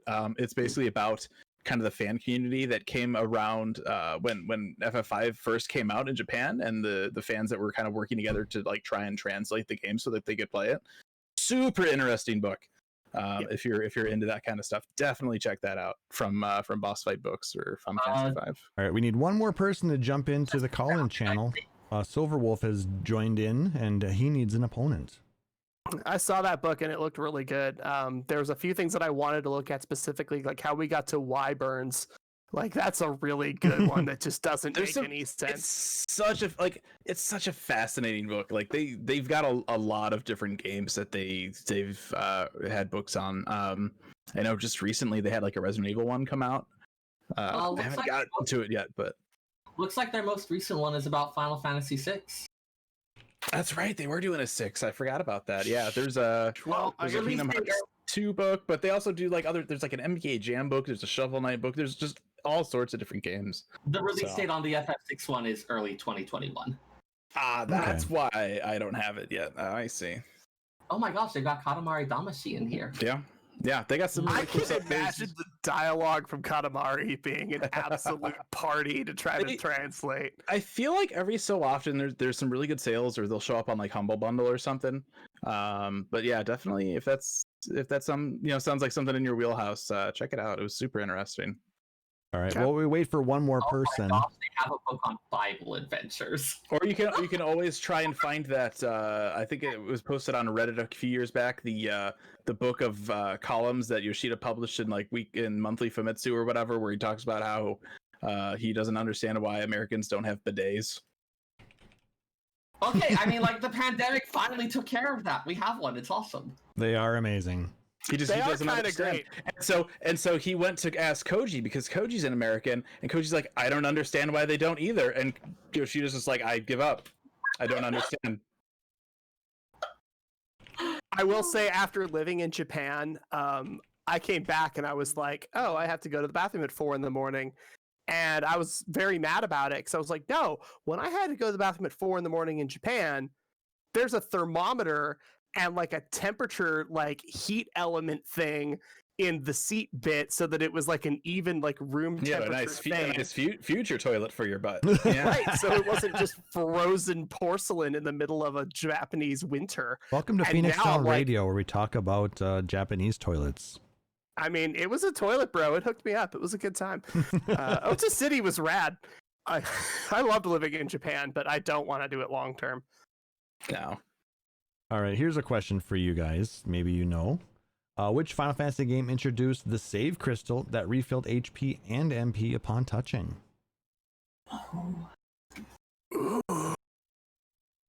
It's like there were some that had that functionality of various things, like a thing of life water or whatever, but not at the save crystal. No, like at the crystal or at the save spot where you were allowed to use a tent in a dungeon or something. All right, so choices are 7, 8, 9, 10, 10, 2, or 11. 10. I believe it was I thought it was actually earlier than that, but I also ancient, so I think everything was earlier than Well, I that. was thinking 5, so I don't know anymore. I believe it's actually Everything I 7. knew was up to this point was a lie. I already said 8. I'm sticking with it. Where is I'm- there? Give me your I'm pretty answers. sure it was 10. It was 10. Huh. Wow. I've beaten 10 2 times. It was not my jam. Which Final Fantasy XII judge is the twin brother of Balthier? Branth. Marvelous, marvelous, marvelous. Sarah already got it. It's Gavranth. Gavranth. Yeah. Yep. He's the current featured character in Defu right now. Oh, is he? Cool. He has a cool Judge Magister ability that puts all sorts of penalties on enemies whenever they take their turn. Debuff the crap out of things. Yeah, that sounds right. And then cast Judgment on them when you attack anyone with that debuff. All right. Which 2 Final Fantasy games are combined in the Final Fantasy Anthology for PlayStation? I do not acknowledge the existence of that game. Anthology. Anthology. Anthologies It's is not- 5 and 6. That is correct. It is 5 and Okay. 6. I was trying to think because I actually just went through that. I have all of those different Yeah, it was compilations. They're all terrible. Yeah, by the way, Origins if is you've 1 and never- 2. Yeah, that's Chronicle- right. Because I was trying to think. I'm like, okay, 1 and 2. Chronicles was 4 and Chrono Cross? Chrono Trigger. Chrono Trigger. Trigger. And then Yeah, Anthology is terrible. 5 and 6. That is a triggering Chrono Trigger right there. Yeah. If you the like load time for that. long load times, oh, it was atrocious. It was so bad. I don't know how we did it, but we just wanted to, so we yeah. did. Here's a fun one. Which of these 2 pick 2 had plans or actually had play online usage? Final Fantasy VIII, Final Fantasy IX, Final Fantasy X, or Final Fantasy XII? It was 9 and 11. 9. 11 wasn't one of the options. Oh, 2. okay. So 9 and I knew about 9. I don't know about the other one now. 10 originally had planned for an online strategy guide that you could access via the game. they client. did. But That that's is why- true. So they were You going to boot recruit their up 10, kids. It says play online at the top of that main menu screen on PS2, and nobody knew why, because originally they had plans for I it. don't remember, I remember that now. I knew I about remember was the They game were guide for going 10 to or 9 that revisit had their like play online favorites. logos through the whole thing. That was the 9. That was 9. The 9 guide is infamous for being absolutely Mhm. worthless, and I would Yeah. love to add that to my collection one of these I days. think I still I've got it I back might still there. have it somewhere. Nice. Like I almost had a chance to grab it a few weeks ago, but I this night. cited that in a library school assignment, just like as an example of archival issues. No, I have the guide for every one of the versions of my games for PlayStation. So Nice. Like that guide actively makes me angry. I still have my original Pokemon Red and Blue guide with all 150 stickers intact. Oh, nice. all right, how about this one? In which non Did you have the one that had the benches for everybody? That was fun. I Never don't mind. know. Nobody had that book with me. right. It's fine. in which non Final Fantasy VII game is there a character named Shinra? 10. Fair. 10. Yeah. No, 10 too. 10-2. Oh, shit. Shinra is the know-it-all All right. kid in the Gullwing airship. I mean, 10 universe, 10 adjacent. I still got it, right? No. Partial credit. Well, okay. There we go. Mm, Half point. Half point. I feel sorry for Silverwolf having to keep sitting there. Yep. Like, Come on, I know somebody out there wants their chance at a Did you know that mount on that or emote. Shinra is actually in a picture in the Shinra lobby in 7 Remake? nice. That's pretty cool. I did not notice that. Yeah, it's super hard to see when it's in there, but I think that's like the museum, just like a museum section, and there's a picture of like an old Shinra like staff or whatever, and you could totally see the mask from that guy in there. All right. Which of the following is not a city or town in any Final Fantasy game? Ooh. Is it Juno, Junon, Rabanastre, Balam, Alzadel, or Luca? Alzadal. Yeah. Zadell doesn't sound right. Yeah. I'm like listening to all these. I'm like, that's one. That's one. Right. That's the one. Yeah. Definitely is one. So it was this one. Alzadal is the name of the undersea ruins that are the body of the original Alexander in 11. Ah, yes. So it's not a city, but it's a location. It is a location. Yep. That's you can tricky, teleport but there. I like it. Yeah. True Clever. or false? Ifrit appears in no form in Final Fantasy XII. True. It's true. I'm not convinced. I feel like there's something like an item that's name 'cause or you- something. Oh. Sarah is correct. It is the name of one of the airships in the Arcadian fleet. Oh, that's That's- right. They They named named all the the airships. airships off of the. That's The right. Bahamut, They named all the the airships Shiva. after all the summons that they didn't use because they used the alternate names and Correct. alternate Yeah. summons for a bunch Yeah. of Also a bunch for- of other things. Like there was the Antlion was one of them. Yeah, they had some really weird things. All right, here's what we're going to do for Silverwolf. Since he's been in there waiting so awesome, we're going to give him a chance to go at the second quiz. So we're going to drag him down here. Silverwolf, welcome. How's it going? Doing good. How about you? Doing well. So we're going to let you go up and try and take on these 5 questions. And if you can get at least 3 of them right, we're going to give you that mount. How's that sound? Sounds good to me. And if you don't, you still get an emote. So you're not leaving empty-handed. All right. All righty. So here we go. First question. What is the name of Seymour's Aeon in Final Fantasy X? Is it A, Anima, B, Ixion, C, Bahamut, or D, Ifrit?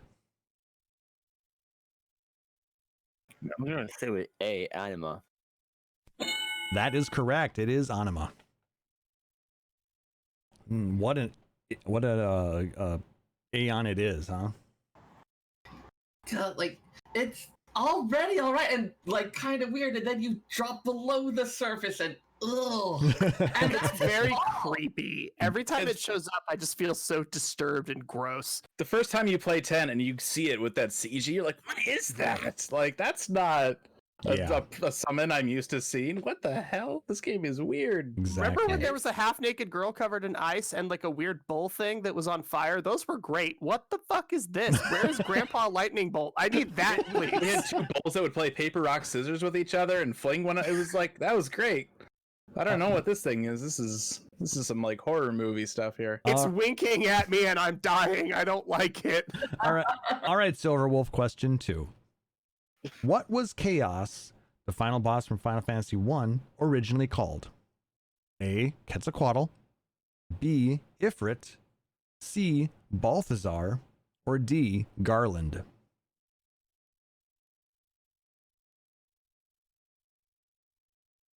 I'm going to go. That's a long shot with C, Balthazar.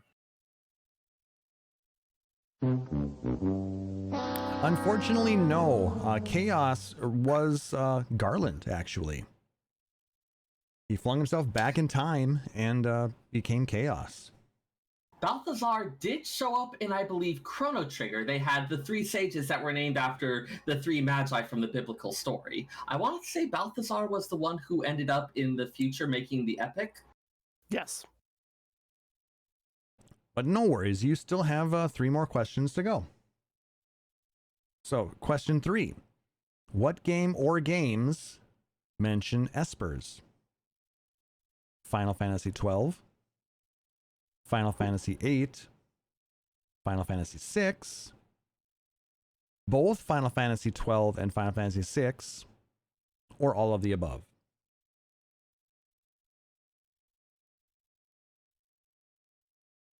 I'm going to go with Final Fantasy 12 and 6. That is correct. Both Final Fantasy XII and 6 mention espers. In Final Fantasy VIII, they're called Guardian Forces. For the longest time, I thought that Esper was like some kind of like phantom. It's like an ember, but like more phantomy. And then I found out that no, it's ESP. Mhm. That was another one that we can thank Ted Woolsey for. I do just, Catherine Beast would not fit into the 6-character limit. but Yep. I do like Esper. Oh no! When I say thank him, I mean it literally. Yeah. I think the In man this- is deeply underappreciated. In this case, I think it's very cool. All right. Question 4. Which Final Fantasy character was the leading character in Final Fantasy Tactics? Was it A, Ramza, B, Delita, C, Marsh, or D, Vaughn? Well, I would go with Ramza. And that is correct. Ramza Yay! Boliv was the leading character in Final Fantasy Tactics. Delita and Marsh were both in that game, but they had other roles to play. Marsh, I think, was in Tactics Advance, Yeah, but and he there's was- a reasonable argument that he's really the villain that you just play as. He's I mean- Tactics adjacent.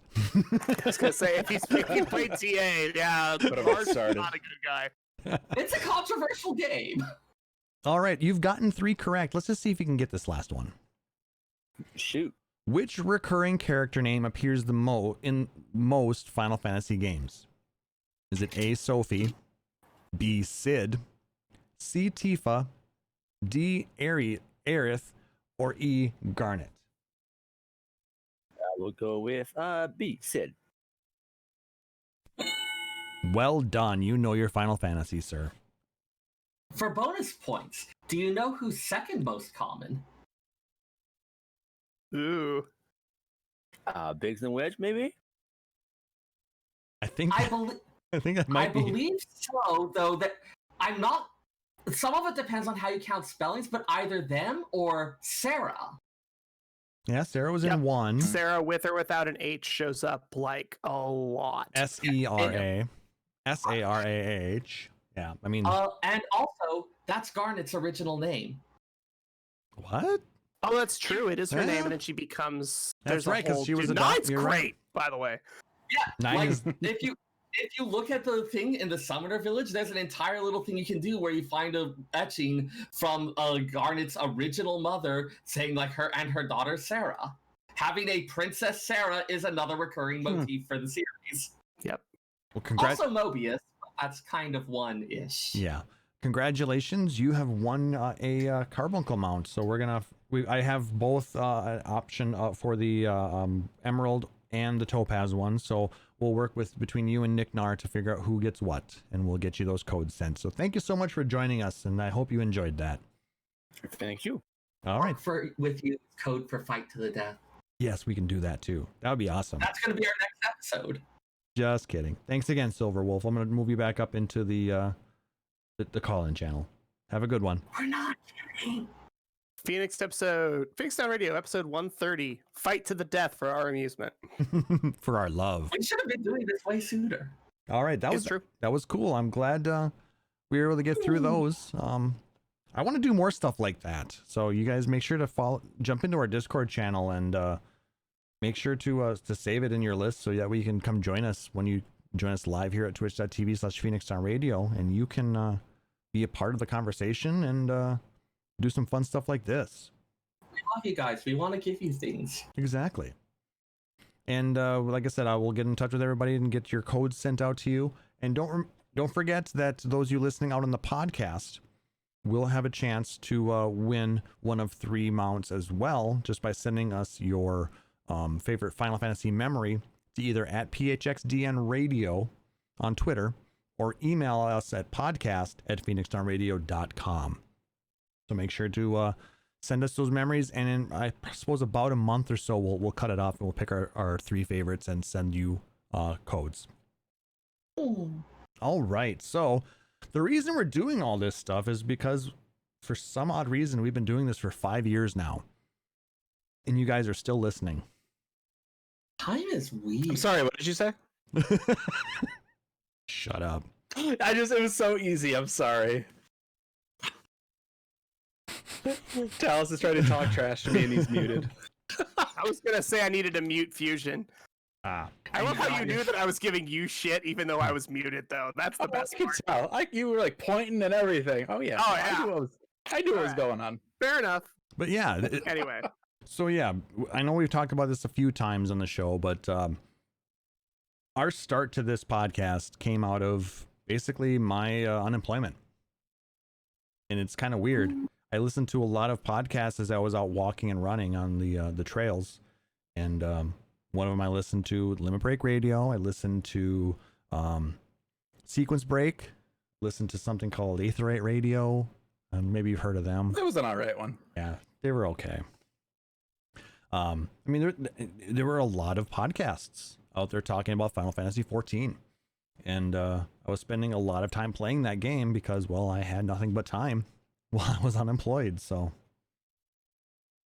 and talked with Sarah, talked with my friend Luna, aka Pixie, talked with another one of our FC mates, Tristan, and we started this show, and 5 years later, Sarah and I are still here, and we've had a total of 7 different hosts. We've had Tristan, Seo, Pixie, Chili, me. Yep. Yeah. And then Sarah and Klaus. Yep. I was gonna say you two are the permanents. It's that third spot that keeps rotating. Yep. It's almost like each time we get another host, we drain them of their life force and discard their withered husk. That's how I That's look how so you know you're a real beautiful. podcast. You always have that extra slot of just rotating people. Yep. How you doing, Talis? I'm doing great, man. It's great. I'm filling up this husk so that you guys can drain more of me and Plenty continue. of life energy left in this one. He's got all that black magic going on up in the Pacific Northwest. I mean, that's how Fusion's been doing it for so long too. Dude, you don't reveal your guests' secrets. That's just rude. Why? He told me that I could mention it there before, so. Yeah, I mean, we drain all the life force out of Woodinville, and we're good to go because there's nothing there anyway. Well, I figured you just sucked the life out of Vancouver. I mean, I'm okay with that too, honestly. It's all that Twin Peaks energy. Oh, that's true. That's There you true. go. You're not wrong.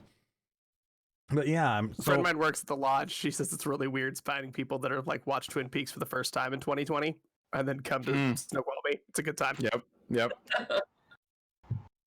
So, Sarah, since you've been here since the beginning, what were your thoughts when I first asked you that question? You want to do a podcast? I mean, it was mostly like, yeah, that sounds kind of fun. I didn't think this was going to become an actual serious thing. It's like, this is a lark that'll entertain us for a bit, and we'll see how it goes.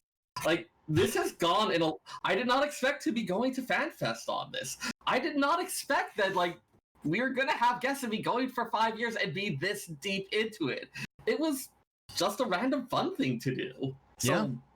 like, I'm pleased, I'm flattered as all get out. I'm a little bit surprised. Not in a bad way, but it's like, I did not expect any of this. This is weird. You're not wrong in those sentiments. I mean, like I said, I did this as something to abide my time and to kind of not think about, the negative things going on in my life at the time. Is something positive to focus on. And Go ahead. It's like a thing. If you are a white guy of a certain age, you start a podcast. That's how it works. That And sounds if you're in way your too- early 30s, you just watch a TV show from the 90s and bitch about it with a sibling, and you have 40-minute episodes, and your parents listen to the first 5 minutes of every episode, and it's a good time. That's just how podcasting works. Oh, that's what that Pretty is. much. You know what? It's so weird. I actually had never really listened to any podcasts until 2015. I mostly when I listen to random NPR ones. That's still most of my listen. I mean, don't get me I wrong. started podcasting early enough that like I would tell people I did that, and I would still get the "What's a podcast?" answer. Like they're like, "What? Oh, what now?" I mean, I was getting It's a that cool 5 thing years for ago. Even. iPods. I mean, podcasts even a long 5 time years ago. ago were relatively new to a lot of people. Like I said, I had no idea what they were, and I'm going to mention, I do a podcast. And a what? Oh, and then I explained it, and they're like, oh. But yeah, I mean, it's one of those things that I didn't listen to much until I started, needing something other than the same songs on Amazon Prime Radio, as I'm running, you can only listen. Go ahead. Go ahead and finish. I was gonna say, you can only listen to the same, list of songs every time you're running, for so long until you just start to get you need something else to think about, especially when you're on mile 6 or 7 and your body is starting to like just go against you and not want to keep going. You need something else to make your mind think of other things. And podcasts actually did that for me. I mean, I listened to so many podcasts during that summer and then got the idea, maybe we should try it. And like I said, I picked up, I did it on a Logitech G930 wireless headset of all things. And it didn't. Man, we had the shoddiest equipment back then. Oh, don't even. I started doing my podcasting with a mic from PS2 copy of SOCOM. I have that too. I've got one of those too. I didn't that podcast was on how it, I started. Yeah. No, SOCOM mic.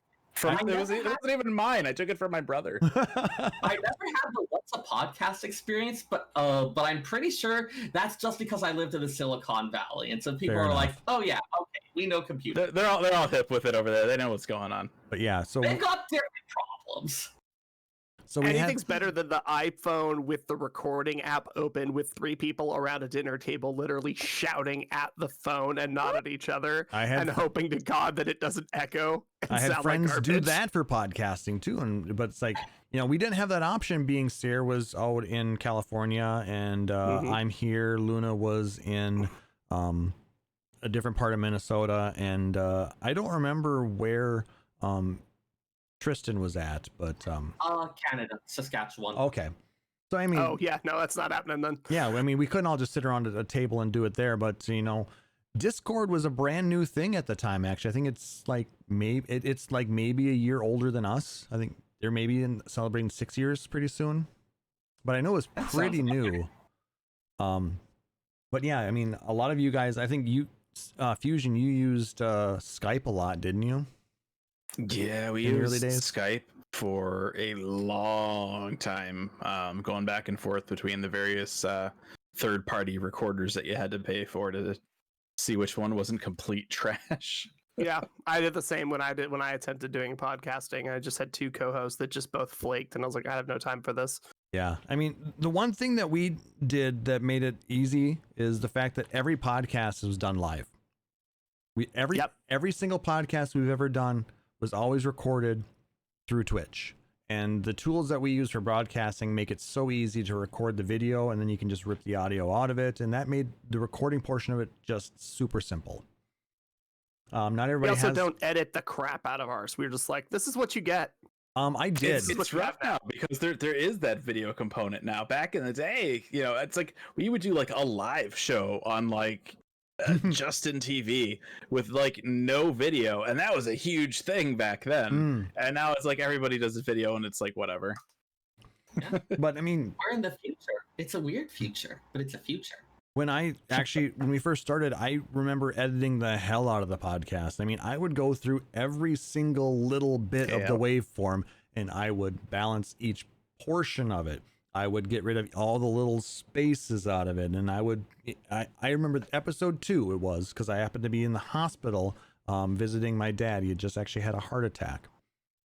And brought my laptop up there, and I edited the podcast up at the hospital for like 4 hours. I didn't realize. And then around year 2 or 3, you hit that bar where you just don't quite care as much anymore, or you found the way to just make it a little bit easier so you don't have to spend like twice as long as the actual show is doing the edits for it. Yeah, I got so sick of just doing that, and I researched everything you can do in Audacity, and I used a bunch of those little happy tools in there. I used a program called Levelator for a while. That would actually level all the audio a little bit more.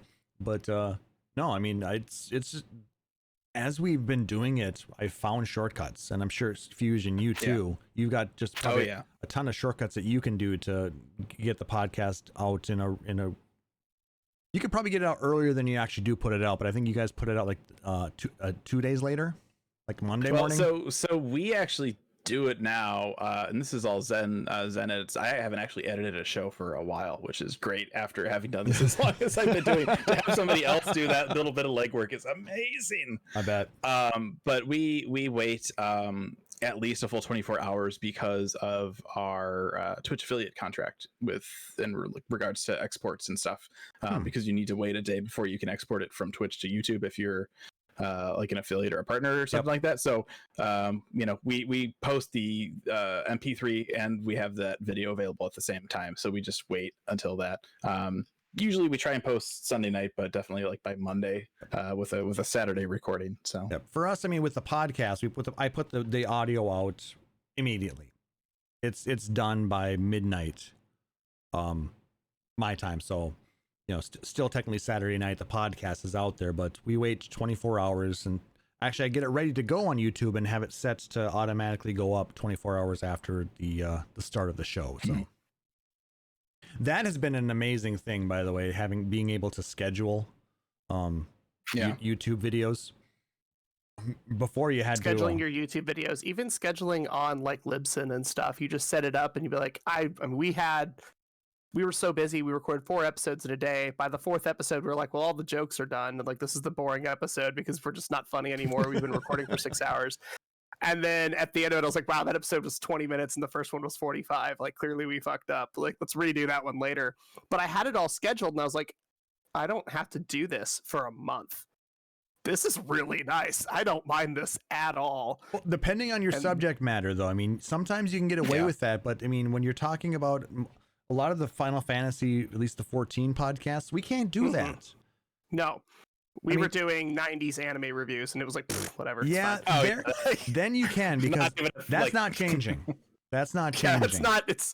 This aired in 1998. It's okay. Like, we could just go. It's fine. But when we've got some time-sensitive news, we got very limited time to work on it, so we kind of have to jump right on that. But I actually ended up making some notes because I was thinking, like, 5 years, the game itself has been through a lot of changes. I actually went through and found out what was going on in the game around each of our anniversaries. All right, let's hear it. Let's hear it, Sarah. Yeah. So we launched in September of 2015, and just a month or two later, we got patch 3.1, which introduced Void Arc and the original Diadem, as well as Lord of Verminion and the Idle Camera. Yep, I think at that time one of those was a big success. And Sarah, I think at that time it was just you and me doing the episodes then. Tristan had gone off to do his own thing, and Luna was taking a break. So I remember from Corthus with Love. You remember that one? I think that was like our 3rd episode. God. Some of the weird stuff that we talked about during those early episodes. Yeah, we were still kind of figuring out the format at that point. That's true. Let's see. Our first anniversary came up right at about the same time as patch 3.4. And that was the first time we learned about what was going on the first. The introduction to the Warriors of Darkness, the entire thing with Minfilia going off to help fight against the Floodlight. That happened at our first anniversary.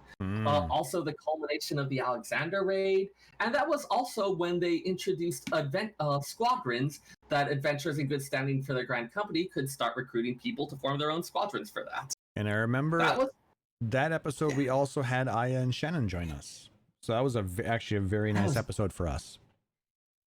Yeah, that was great times. And just a month and a half later, we were in Vegas. Oh my God. Yeah, 2016. That was an amazing, of all of the shows that I've done, episode 29, What Happens in Vegas, is still my favorite. Because we were what happens in Vegas apparently gets broadcast over the entire goddamn internet. But we were all together. That's the important part. It was your and my first time meeting. It was our first time meeting Chili. We had a whole bunch of the different podcasters joining us live. I think we must have just missed you, Fusion. I was around. Yeah, I don't. Yeah, this would have been after the Primals concert. So it's always hard because FanFest is great to get together with people, right? But it is just a scheduling nightmare. It's the same for any big convention, PAX or E3. You always have that. Oh yeah, like we'll schedule something. We'll do dinner. It never happens. Yeah, But the intent on is there. Tuesday after the shit is over and you haven't flown out yet. Yeah, I mean, Yeah, for it's you, I just- suppose it it's was rough. a very different thing because, for us, we were mainly there as fans. And we were, it was personally my first time at FanFest. Sarah was there in 2014. He got to do the whole volunteer thing. Yeah.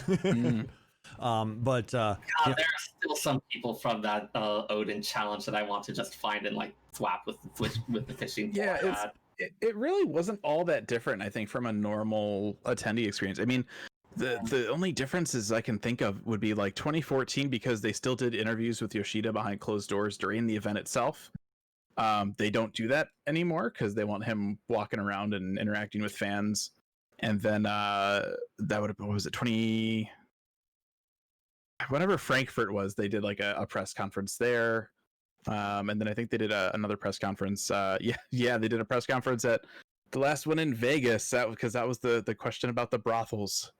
I wasn't there for that. I was at the LBR after party. That was their last big kind of hurrah. Yep. But yeah, I mean, other than that, like all I get is like I get a front seat, like a front row seat for the keynote.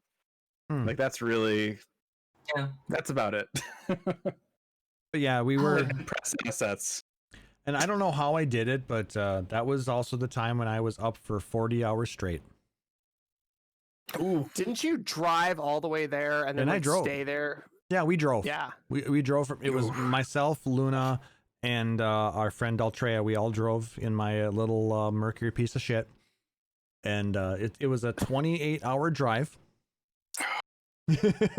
And I once, like just driving. hearing That's that. rough, dude. once we got there, the car sat. We did not move. But then, like I said, we got sleep the first night. But from when FanFest started, I was up from when FanFest opened to when FanFest closed because of that goddamn merch line. Yeah, I remember like, oh my god, you people are insane. I'm gonna get sleep. You could stay up all night in the merch line. I had the room to myself. Sarah was the only one in the room Oh at my the God. Paris because Luna and I and Daltrea were all down playing Final Fantasy XIV in the halls of the Paris, waiting in line there. I also vaguely remember doing a lore book reading for a whole bunch of people. Like at the end, we were just sitting around couches streaming stuff, and I was just flipping through, and I started reading off the chronology to Yep, people. I believe Remix or Emmy had gotten their hands on the lore book because they had gotten in merch line right away, and they were one of the lucky few to get one. So Sarah got a copy of it, and for about half the podcast, he was sitting behind us reading through the lore book. I will do a story time anywhere and for anyone, literally. But no, that was by far probably my favorite episode, just because of everybody was right there. We were touching, talking, and it was the energy was there. We got walk-bys from Yoshi and Soken and Foxclon. We actually got Matt and I and Shannon back on to say hi. It was a lot of fun. That's such a sweetheart. It was, yeah. Those guys worked their asses off that time. I remember. So, And it took them a few years, but they nailed the merch line. They finally figured it out. Finally got it. The first FanFest 2014, they had a like a VIP badge that you could get, like an upgraded kind of pass, and so you got early access to the ballroom and a free T-shirt. Yeah, so I have that. I had the early access because I was press, and so I went to the merch booth first thing, and everyone's like, "You'll have plenty of time to do that." And I'm like, "No, I want to get this out of the way." And that whole 2014, the line for the merch room was just wrapped around the outside of the walls of that room. And then the next year, I felt so bad because the next year, so it's like the merch line, it's like this historic event, right? It's like it's so bad. Mm-hmm. So the next year I can remember talking to some of the staff. They're like, no, we got this on lock this year. We take like Apple Pay, we take it all these different things, we got all these different registers, and it was even worse than It wrapped Like they around had the it staffed. There were it like 3 lines going into one line. Like it was the. Also, it was staffed with temps who clearly didn't care. The staff at the Paris were just, oh my god. I heard them just like talking about the attendees, like while people were walking by, they were just talking all sorts of nasty stuff. It was bad. Yeah. 2014 they had people volunteer from the community. Sarah was able to get in on that program. 2016 they hired people. I remember I worked under Joshua, who does the Diffuse live streams now. Cool. I don't know. Yeah, they had done those for 11 too, volunteers. Yeah. For staffing, yeah. In 2018, how did that one work? I guess that's when I didn't get to attend either. 2018, they actually used proper crowd management techniques. Okay. 2018 was solid, yeah. They had the same kind of like merch pickup that they had I think premiered at Frankfurt. Yep. I think it was the first time they did the big orders. It was beautiful. I was in and out getting my order. It was so good. They had, like, you put in the order ahead of time. They had your merch ready to go. Like, there was still a merch line, but it was moving. Yeah. It's like a graveyard of bags and just like a huge room. They would just, you had a thing, they knew which aisle it was in. They would just grab it, hand it to you. They would check everything is in there, and then you get the hell out of there. Yep. And it was so good. Yeah, I had Yalta from Gather Together order or get some stuff for me. I paid her ahead of time and just went. Then when they got back, I went and picked it up. So that's how I got the alpha and the second. I think you can see lore my book. alpha. Yep. Mine's hiding back there somewhere, but then thanks to some podcast called Aetherite Radio, I got a bunch of these things. So, and Did the we bag. help you get those? I won the contest. That's right. Remember? That's right. Yeah, you're always winning contests. And wasn't that the episode I was guesting with you guys on? Yeah, I think it probably was. Probably. That sounds right. That's just. You're guest hosting. There's a contest. Here you go. Have a bunch You have of this, shit. you have this amazing contest luck. You've won like 3 plushies, I think, from Duty Commence too, haven't you? 2. Hey, 2. Who's okay. the one sitting on the Stormblood chair? I mean, you know how much of a pain in the ass this chair has been to deal with, though. I've heard. Oh my gosh. The content, the Duty Commence that you won that chair on is the one I won the rabbit on. That's right. Yeah. That's too funny, but yeah, and I will be 100% honest with you, Fusion. I felt bad when your system drew my name. I really did feel weird. It was a little weird, but at the end of the day, it's like whatever. It was random, and it's always a challenge for us. I don't know if you've had similar issues, but like we'll do like an off the air kind of contest, and we'll pick winners, and then we'll reach out, be like, "Hey, you won!" and then we don't hear anything. So then we have to like reach out to somebody else, and we don't hear anything. And so this contest that ended in like January, we're in like March now, still trying to find a winner for whatever the hell it was we're giving away. So that you were there, you could we could confirm it. Just take it. Fair enough. We haven't had it that bad, I guess. Our community is pretty. They check in quite frequently, I guess. But I understand what you're saying, though. I mean, it's got to be tough because you need to verify everything first before you just send it out. Yeah. And close it off. But no, the kind of stuff that you get to do with that is crazy. And as we've been going throughout the years, we've tried to do contests, and we've got different ways that people have supported our little endeavor here. Like when Twitch finally opened up the affiliate program, I'm sure you guys were in the same boat. Right when they opened it up, we got that email and said, you guys you meet the requirements. Here you go. And then, being able to do the fun emotes and stuff like that for the people who want to support us on a regular basis. We actually may not have been on that on day one, because for a long time, we weren't a weekly show.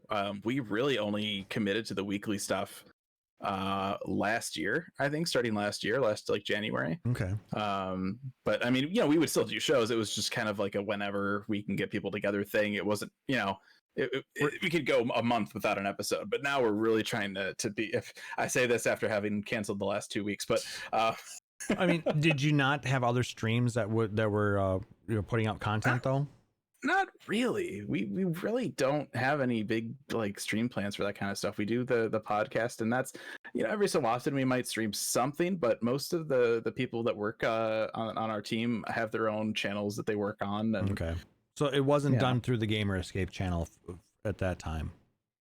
well, it was, but we just didn't do it frequently enough to I mean meet the that affiliate requirement. Fair enough, because I think it's 7 days, 25 hours. It's like 7 or 8 days a month, like 30 hours. It's just and then we 3 weren't hitting viewers that at all. 3 viewer average. I mean, Yeah. you had the viewer average. I know that. You get a lot of people who Yeah. watch your podcast live, and that's really cool. Well, yeah, we were fortunate enough at the time when we met it, and we've been, I think we're on 38 months now, is how long it's been going. So just over 3 years. No, we've had Patreon as well. That's, you know, thanks to our patrons, we got the cameras for Talas and Sarah and debuted those 2 weeks ago. I know you guys that have been using cameras for quite a while, and I think it adds a lot to the show personally. Oh yeah, it's interesting. I mean, I can remember when we started to get into it a little bit, and it's just you, Him and especially Sarah. from. I was just kind of like looking off, and I like look back, and it just his face. Yeah, it was We lost really all our weird going viewers. with an audio only setup for as long as we did. I mean, you know, like I had said earlier, it was a big deal just do like a live audio only show, and now we're doing cameras and all sorts of stuff, and so it was really interesting to see that kind of the way that this medium has kind of evolved from just audio into video, and It's a full been multimedia interesting. experience, and you know, Yeah, it really is.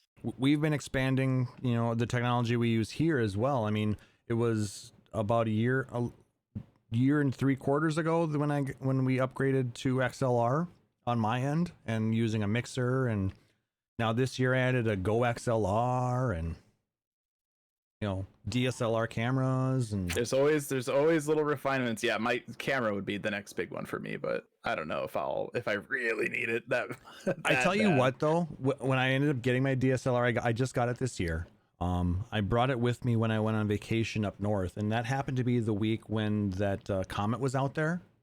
And holy shit, being able to do perfect. astrophotography with this thing, I bet. it allowed me to kind of just expand the usage of it and learn more about it. And it's been so much fun. You know, plus the fact that you got different lenses you can use for it. Like right now I'm using the smallest lens I can find. It's just a 24mm lens, so I'm not so zoomed in. But then Yeah, I mean, and I would definitely use it, you know, if E3 or PAX ever happens again. Yeah. But it's just, you know, I don't know if that justifies the price. Yeah, I mean, I could take pictures with my phone that they work well enough. yeah, I mean, my phone So- right now is a freaking Note 10. I mean, that I could shoot so much on that too. But Yeah. being able to, I wanted to take this to FanFest too, but it's just like, FanFest, Yeah. what's that? It's a thing that used to exist I wonder what before the dark times. you know. This might be a discussion for another episode or something like that. But something to think about. I wonder what they're going to be doing for us, because you know they're going to cancel the EU FanFest as well. So they got to have something Oh, in the works. And I wonder if you have an idea what that is, but you can't tell us. I wish. I don't even know if Square knows yet. That's fair. Bare bones, I think it's just a live letter. They just turn it into a live letter. And maybe they'll be like, hey, here's some of the loot that we were going to have available. Hey, I mean, realistically, any loot that they have gets down priced because you're not going to pay $150 for a couple Mog Station items. They down price it. They make it an affordable Mog Station item. They say, look, this is what we were going to have available. It's on the Mog Station. Here's a live letter. We'll talk about whatever's coming up. Here's some merch that we were going to make for it. I don't know what else they can. Yeah, I mean, well, we've already kind of seen that. Probably, I would be willing to bet that Omega statue was probably intended for FanFest originally. Maybe. But yeah, I don't know. Like they could throw out a little bit of merch around there. It's probably early enough with everything happening that they probably didn't like already have merch made. So there may or may not be like a FanFest 2020 T-shirt that they need to try and offload somehow. But maybe a little bit of merch. I think the real thing, like they can make it work, right? Regardless I of hope so. getting the information out there, they could do a live letter and be done with it, and it would be fine. But I think really, I'm not gonna lie. If I found like a 2020 FanFest San Diego shirt, I would totally buy that. Even though I didn't go, even though it didn't happen. My mom worked for University of Washington, and Wazoo won the Apple Cup, and they had these boxes and boxes and boxes of University of Washington champion T-shirts, and they didn't know what to do with them. Well, she had a teenage son, so she was like, "Hey, we're broke," and I just wore like nothing but UW champion shirts for a championship that they didn't win for like 3 years.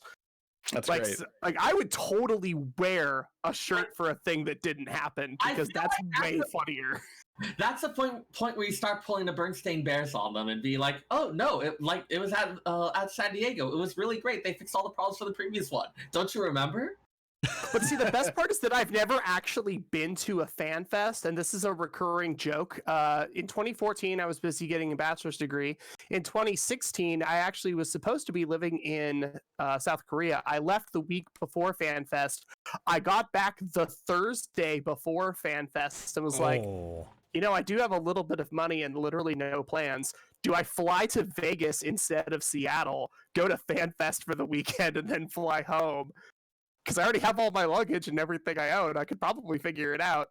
Obviously, I didn't do that. But then 2018, it was like, do I want to go? And I was like, well, I either have to help corral all of the people at a wedding in Los Angeles, or I have to go to FanFest. I cannot do both. And then the queue I died in queue, didn't get tickets. I said, okay, person, I will go to your wedding.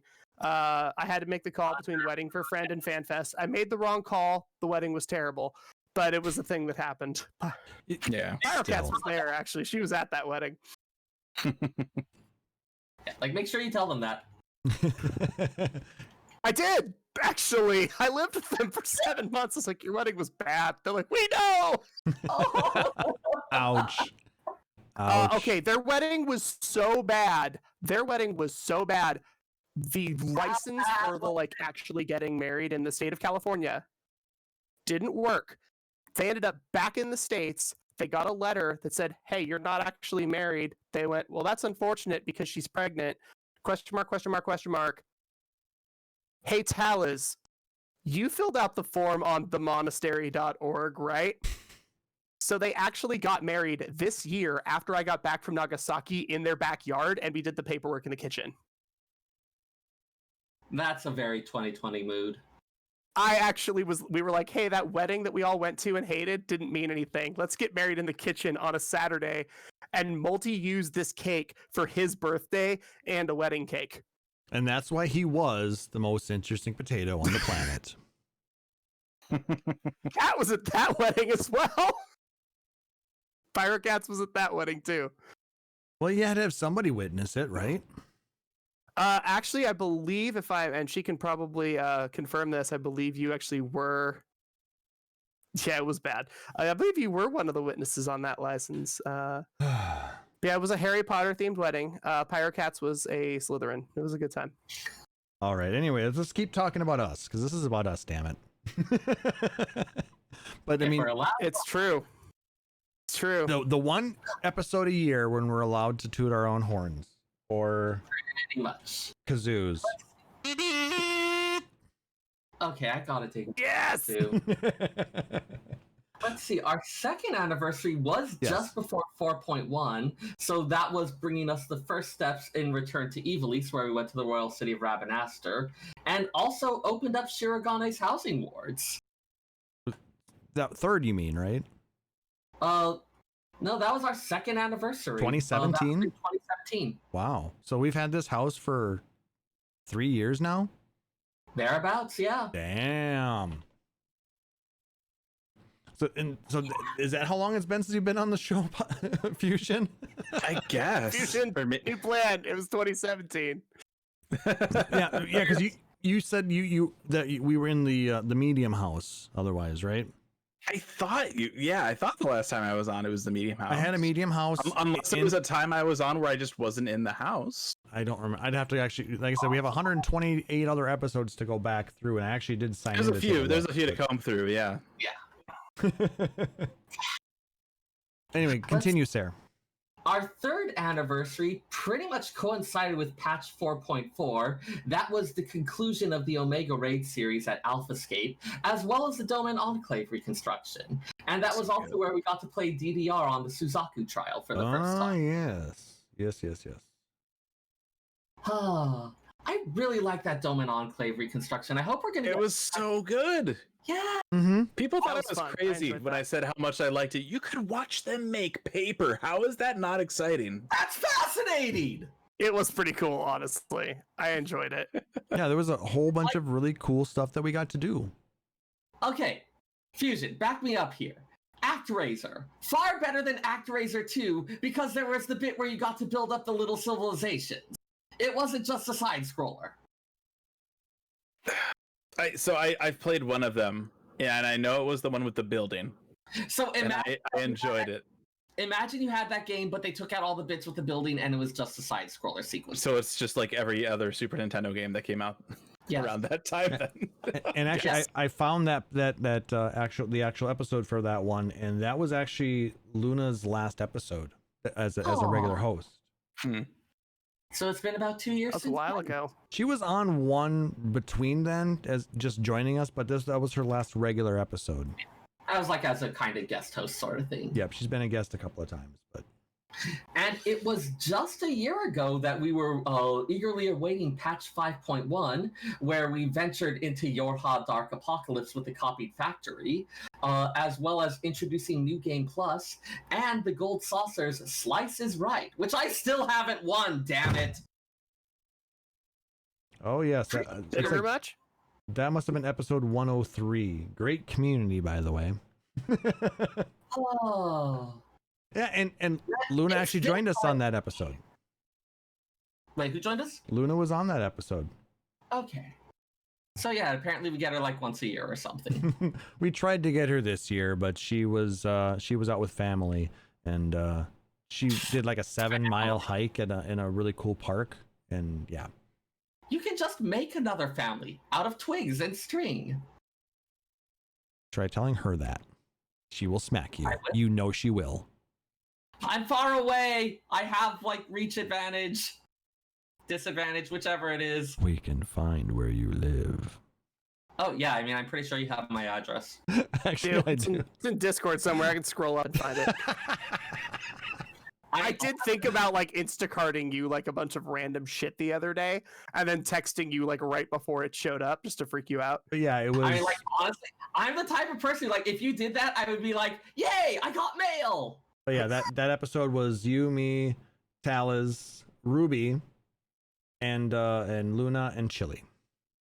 That's right. Rubicon Vale was here. That was a big episode. That was fun. Yeah, and that's why I didn't want to go quite as big this year, because as much fun as it is to talk with all of our friends, we just sit and go off on every little thing, and you know how bad we are normally. Yeah, look how many tangents we hit this time. Can you imagine if we had Again, that's how you know you're a real podcast. You go off on random tangents. Yeah. 4 hours later. That's how a real God. podcast does it. But that was also the time frame when the Final Fantasy XIV and the Pusheen collaboration was going on. So adorable. Oh gosh, that was a thing, wasn't it? That was a thing last year. Yeah. I remember that. Yeah. They've had some odd collaborations. Yeah. Yeah, they had just you guys had just released Like the that British packs. snack thing, wasn't there? Sorry, what was that? There's like that British snack thing they did the collaboration with. Possibly. Yes, there was some snacks Yeah. from like Nando's and a bunch of other shit, and Chili was talking about it. He kept buying like snacks all over the place. Yeah. I bought a bunch of the Final Fantasy XIV themed chicken from Lawson's when I Oh was yeah, in Japan. that's right. They had the that limit too. break flavored chicken. Limit break chicken and like all kinds of you weird just shit. know like somebody just saw Soken's Twitter and is like, hey, we need to get in on this. Yeah. I just The there's- recording studio at SE is just boxes of stacked Lawson's chicken from Soken. God, I wish he'd eat vegetables once in a while. I worry for him. The chicken tenders are ready to fry. Yeah, I cannot hear that song without hearing those dumb Mhm. words. Yep. Thank you, Klaus, for destroying and or making better my expert roulette for like 6 months. Every couple days, it was just like chicken tenders time. Let's do this. But like, he should eat a vegetable once in a while. He'll get some mac and cheese. He'll be all right. Chicken's a vegetable? I'm just gonna put my head into my hands and sob now. We had a vegetarian that worked at a pizza place, and he asked, "He's like, can we get a crew pie that has veggies on it?" And Bunger just dead ass turned to him and goes, "Yeah, there's one back there. It has chicken." Just straight up, like we just were not vegetarians. This one poor guy was. Ouch. Wow. It was. We eventually were like, okay, what can we make that isn't a complete waste of product? Or do you just want to eat salad the whole time? He's like, I don't know, man. Like, this kind of sucks.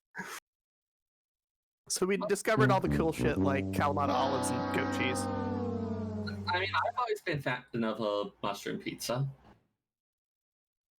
Mushroom pizza is great, except selling it is really hard because everything is golden brown and dark brown. That's fair. And we're like, this looks delicious, right? We're like putting parsley and like capers and like whatever we can on it. We're like, no, this is still just brown. This is a 17-inch disc of brown. Am I the only person who doesn't care that much about how it looks, just basically how it tastes? Presentation still matters. It's a 50-50. I can't do green ketchup. Remember green ketchup? I couldn't do it. I never. Yep. Oh yeah. And purple ketchup. Yeah, purple ketchup too. Yeah, I couldn't do it. My ketchup needs to be red. I don't care. I just don't eat ketchup. I prefer barbecue sauce, and that comes in a multitude of colors. So it does. I want to try making like mushroom ketchup. Like, there's lots of ketchups besides tomato ketchup, but now ketchup means just like pickles means pickled cucumbers, even though you can pickle all sorts of vegetables. yeah, you can. Yeah, because normally if you just say pickles, yeah, that's pickled cucumber. But if you say Pirate pickles, Cats, I need you to find a way that we can mail mushroom ketchup to Sarah. Hell yes! No, Pirate Cats and myself make mushroom ketchup and mushroom pepper all the time. Ketchup? How does that work? Hang on. So ketchup... Well, I can get Redmond's easy. Like, I'll bring some to you tomorrow. It'll be fine. it's just trying to get it over two states and into the Bay Area. Might be. Yeah, I don't know how to get to the Bay Area, but if you want to meet me at the QFC on 148th, I got you. Like, let's do this. Yeah, so like the original etymology comes from like a Chinese mixture of pickled fish and spices. And it was just like kind of this flavoring type thing. And then there were a whole bunch of ones like mushroom ketchup or tomato ketchup or walnut ketchup. That was one. I mean, if you can make bread out of like fish and vegetables, I guess you could make ketchup out of mushrooms. No, that's a war crime. We Oh, thank you, Fusion. That was so good. I love that you were like, wait, hang on. I have a very sharp thing that I can poke. I know I can bring this back around. And as Rory says, back to the Phoenix Town Radio Food Show. Punish misbehaving prisoners. But it's nutritious. It sustains life, technically, yes. All right. And I believe in he's the waiting chat, for. if you're watching You live, are Pirate Cats technically just posted a the best kind of recipe. correct. It's good times. Beautiful. But yes, Sarah, there's a recipe up in the chat. Go, and anybody else who wants to make mushroom ketchup. Yeah, I've been meaning to try it at some point or another. But yeah, I would say I've seen videos from this guy before. I would say that one of the recurring themes with our show is the devolving into food talk at random times in any podcast.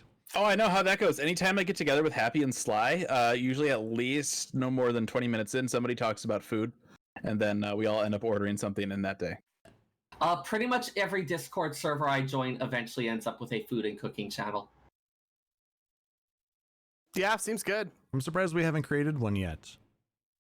Well, nobody's asked me to. I mean, we could. Nobody's asked me to. Does this mean I'm gonna have mod privileges in it? Because like, I feel like that would be. I think how you it already happens. have mod privileges.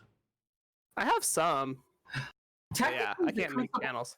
The Crucible has 2 cooking channels because one of them is for cursed food crimes. Because it was decided that shouldn't go in the channel for good cooking.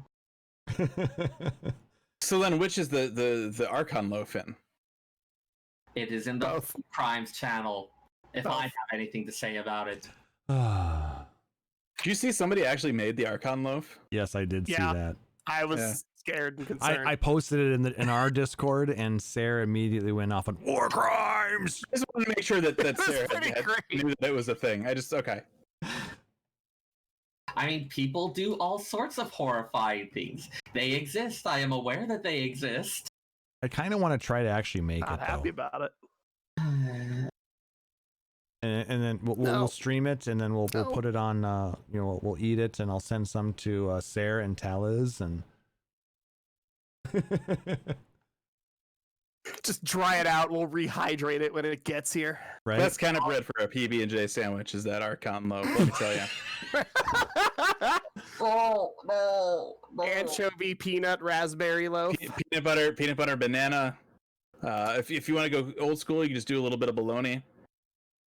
Can we make French toast out of the fish veg loaf, please? At that point. Why not?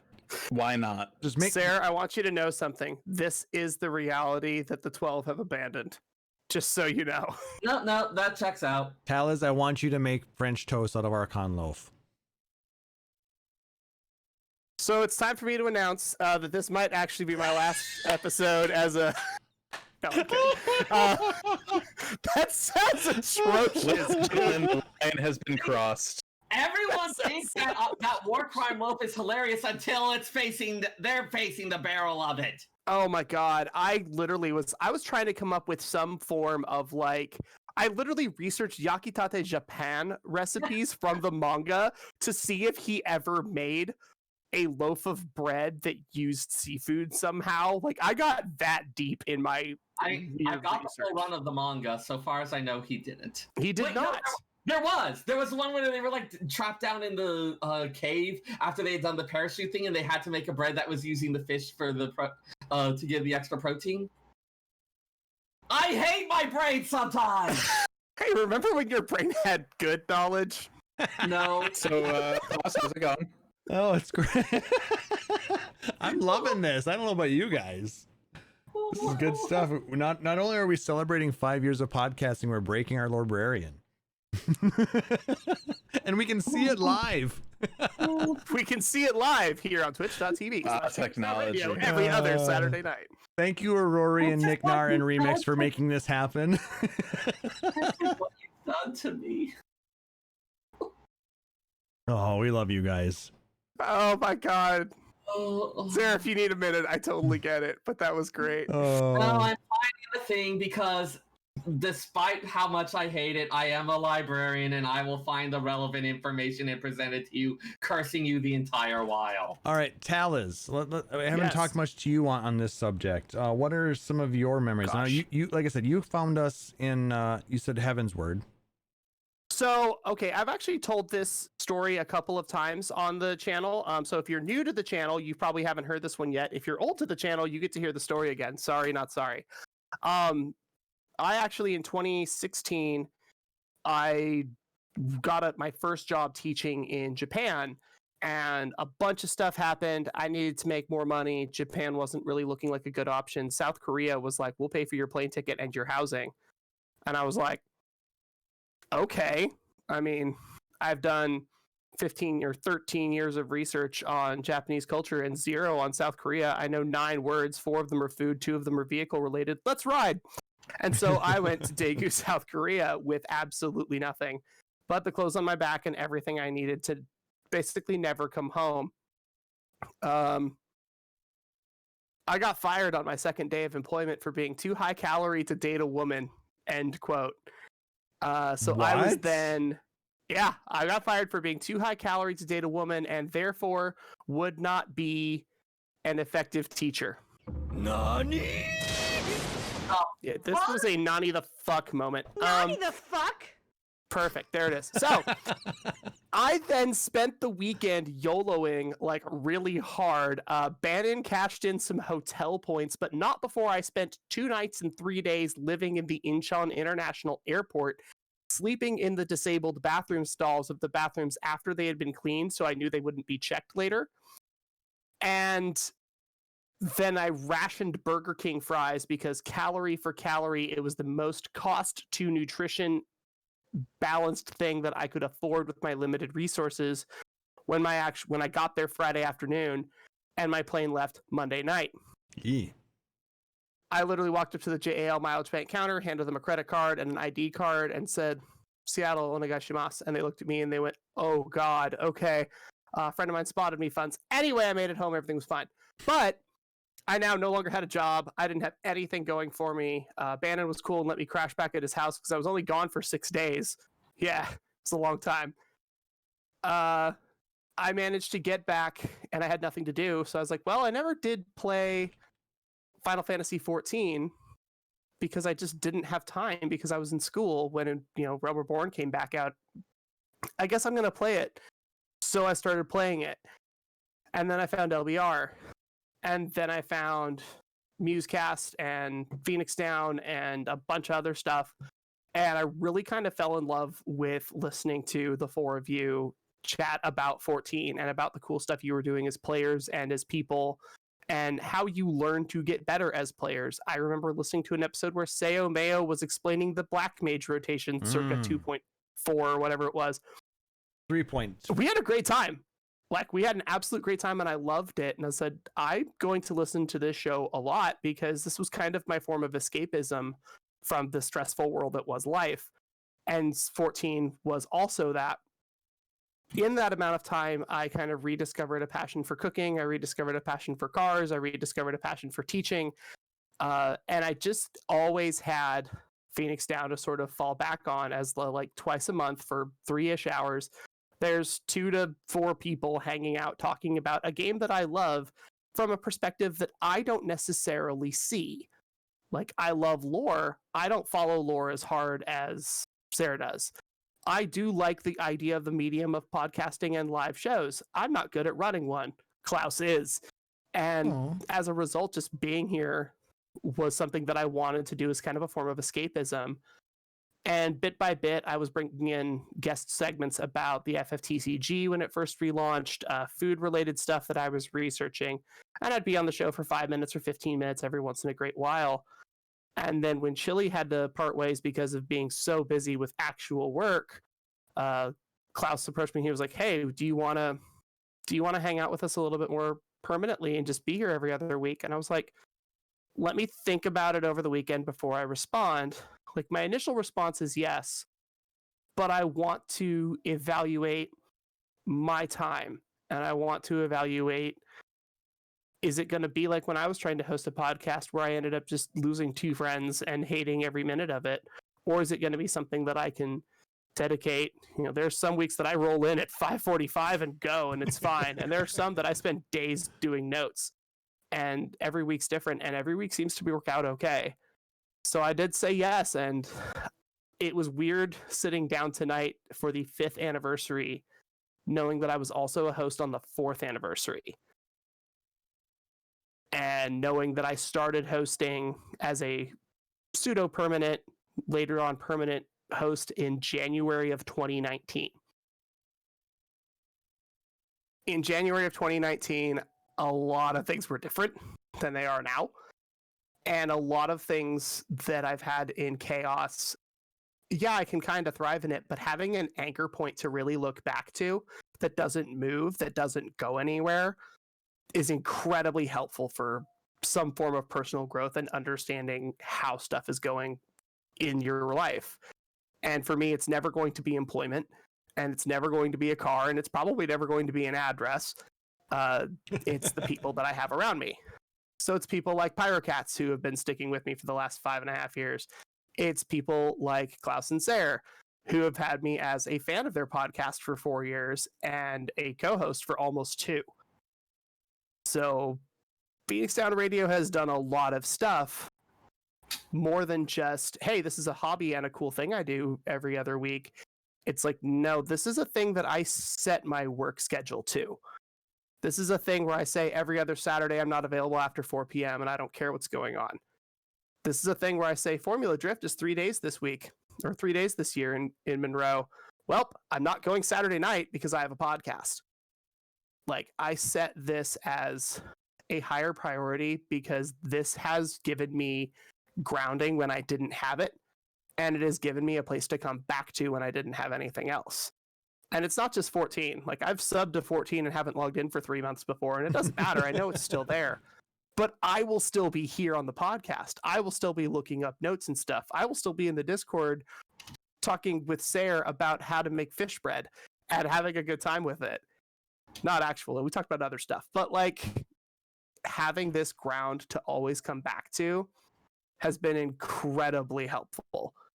So I love Phoenix Down Radio, not just because, hey, it's a good show to listen to and there's cool guests, but it's opened me to understanding how podcasts work and how to really build friendships across boundaries that we normally couldn't cross.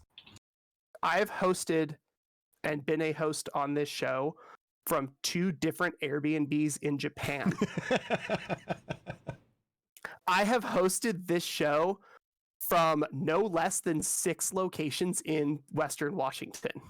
Damn. Yeah, I've not hosted wrong. it from Pyrocat's couch. I've hosted it from Gammy and Silverfur's couch. I've hosted it from one of my DMs. I've hosted it from her place, the place I was crashing for the last 7 months while this room got remodeled. I've hosted it from there. I've been all over the place in hosting this show. And so whenever Klaus was like, hey, where do we host the show from? I'm like, anywhere. Because for me, it doesn't matter. I'm hardly ever in the same spot. So when I was like, we have a camera, I was like, are you sure? Because that might be a thing for me. I'm never home. But it's been really fun to kind of always be able to come back. But when I look at what I was doing for the show in 2019, what I was doing for the show last year, right before I was preparing to move to Japan, what I was doing earlier this year when I came back and realized that I'd spent 15 years chasing a dream that I no longer wanted, I still have these 2 friends that aren't going anywhere. And I still have a game that isn't going anywhere. And I still have a ton of people in a free company and on a server. And I can build a character on Crystal and play for 15 minutes and meet 10 people and have a great time. And when I don't log into that character for a month, it feels weird. That's a community that you don't get from Persona 5. That is a community you don't get from a mobile game. That is a community that you get from something specifically like Final Fantasy XIV and specifically from awesome people like Klaus and Sarah. So thank you guys for everything that you have done for Phoenix Down Radio. It has been amazing in my life, and I know I'm not the only one that can say that. Aw. Gotta put one of those out, so. And hit the microphone as I do it. Thank you. I just want to say in response, Yakutate Japan, Volume 10, Chapter 83. Yeah! Yes! I love it. Is that where you found it? I love it. That's where the thing where they have a fish infused bread. Dallas is giving this like wonderful speech the whole time. Sarah's just like, "What was that damn issue?" Yeah, that's But the Sarah thing for is you. that Sarah also knows that that is exactly the kind of response that I'm expecting. I know Link why me I'm that. here. Link I me am that. to the fullest. Yes, I can link you a scanlation. I can also take pictures of the actual manga. Either way works. I have some cans of tuna and some anchovy paste. We'll make some magic happen. Yeah, you just make some kamaboko. You work some of it into the bread dough. You chop the rest of it up and dice it as cubes. It's described as being like bread that has cubes of cheese in it. It's kind of a similar type of aesthetic. So now Sarah's all in on war crime bread. I mean, okay. On This is what we do. On the one hand, The tables have turned. whether you have free and open access to information, you are making me tear myself apart here. This is what you have done to me. You're welcome. And Aurora in chat saying she gets upset if she misses this show, and we get sad when we miss you. So Who was it that I think it was it Nick Nar that rolled in on the last one that would like rolls into the show like 5 minutes before we were done, was like, I forgot what day it was. or yeah, I think that something. was last time he was like that. It happens. It happens. And Pyrocat saying they actually have it on their calendar. Thank you so much. Damn. So I'm gonna embarrass Pyrocats for a hot second. Excellent. If they're okay with it, and if they're not, my phone's gonna light up in a minute. Either way, I'll deal with it. Pyrocats is the reason my car is outside. Pyrocats is the reason that I didn't sleep in a moldy storage unit for 6 months. Pyrocats is an incredibly awesome person. So Just saying, like, my shout outs will almost always go to them. And that is a lot of why. I'll drink PowerCats to doesn't that. play Final Fantasy. PowerCats doesn't play video games. PowerCats literally started listening because 1, I'm the host, and 2, I said we were talking about music. Which So we're that going to get back giant- to. Yeah, that giant block of music episodes is what brought PowerCats in. Which we will get back to as soon as we do our spoiler cast next episode. Tis true. We will get back with Final Fantasy VI. I just ordered Final Fantasy VII original soundtrack, so that'll be here in the next couple of weeks. I went to all the effort to get that soundtrack to you for 6. We better use. No, we're gonna go through all of the. We're going through all of them, until I know. SE comes at us saying, "Hey, you can need to stop that," which I don't. I hope they won't. I don't think so. They're Also, you- PowerCats just reminded me when I was doing a prep table episode and there just wasn't anything food related that sounded interesting. There was a bit about crafting in Oh, the yes. Weaver line that I didn't understand, and I got to sit on PowerCats' couch with metal combs and actually comb yarn and straighten it. Ah, yes, the worst and the best. I remember that episode. That was an interesting. Like, I got to take raw wool and turn it into yarn that they actually made me something with that yarn. I feel like it's something everyone should try at least once. It's fun.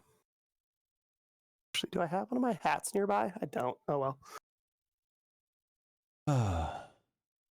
This has been a good time just talking about the past. Happy 5 years, everybody. Woo! Woo! Fusion- Kanpai! Fusion, do you happen to have a memory of the show that you want to talk about? That's a hard one. I know. 'cause, You- I you're mean, like su- we were you're talking super earlier, busy. I'm like, when was the last time I was on? I can't even. I know you're a super busy guy, so I mean, I don't blame you for not remembering it all. Times it all starts. to run Here's the way I have a way I can word this.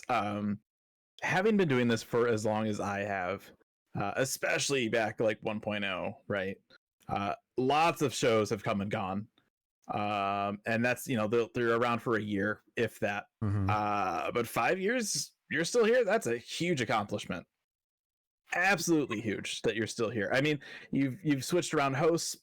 I mean, that's common, right? But you Yep. still have those the core people, and then you have that third wheel that you're just looking for some life energy to train or whatever. But yeah, I mean that's awesome. That's a huge accomplishment. Even 2 years is an accomplishment. We used to joke around about hey, wow, we'll hit 100 episodes. That would be crazy. And now here we are a million years later.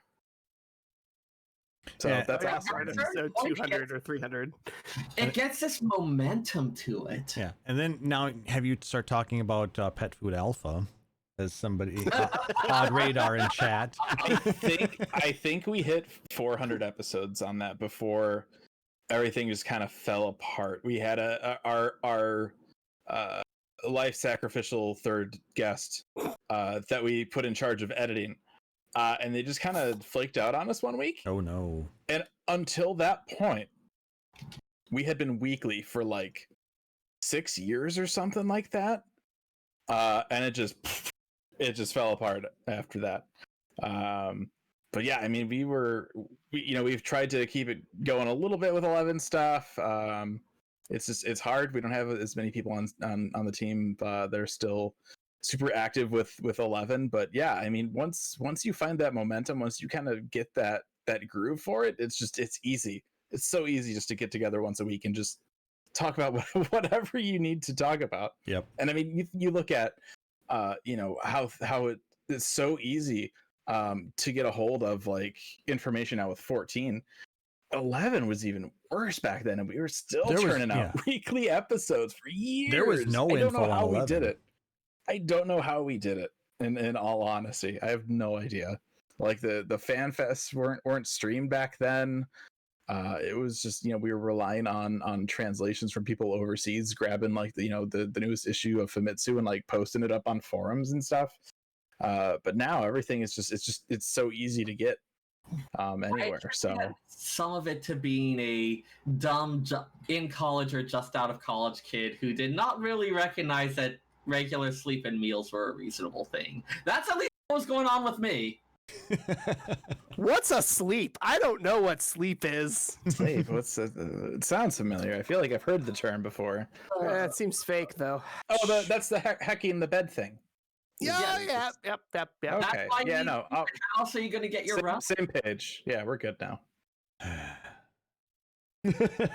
But yeah, I mean, I will say, you know, there was a crop of podcasts that started up right around the same time as us. I mean, you've got She Heals, I Tank. You got Gather Together. You got Maelstrom Radio. You know, a lot of them are still around too. You know, they're just about 5 years as well. And then you've got other podcasts. You got State of the Realm. Happy's been doing this for 7-8 years, I think. Oh, a while. Yeah, I can't remember the exact, but at least since after 2014 FanFest, I think. I think that's where he and Sly met. I want to say maybe. Yeah, and I could also be completely wrong.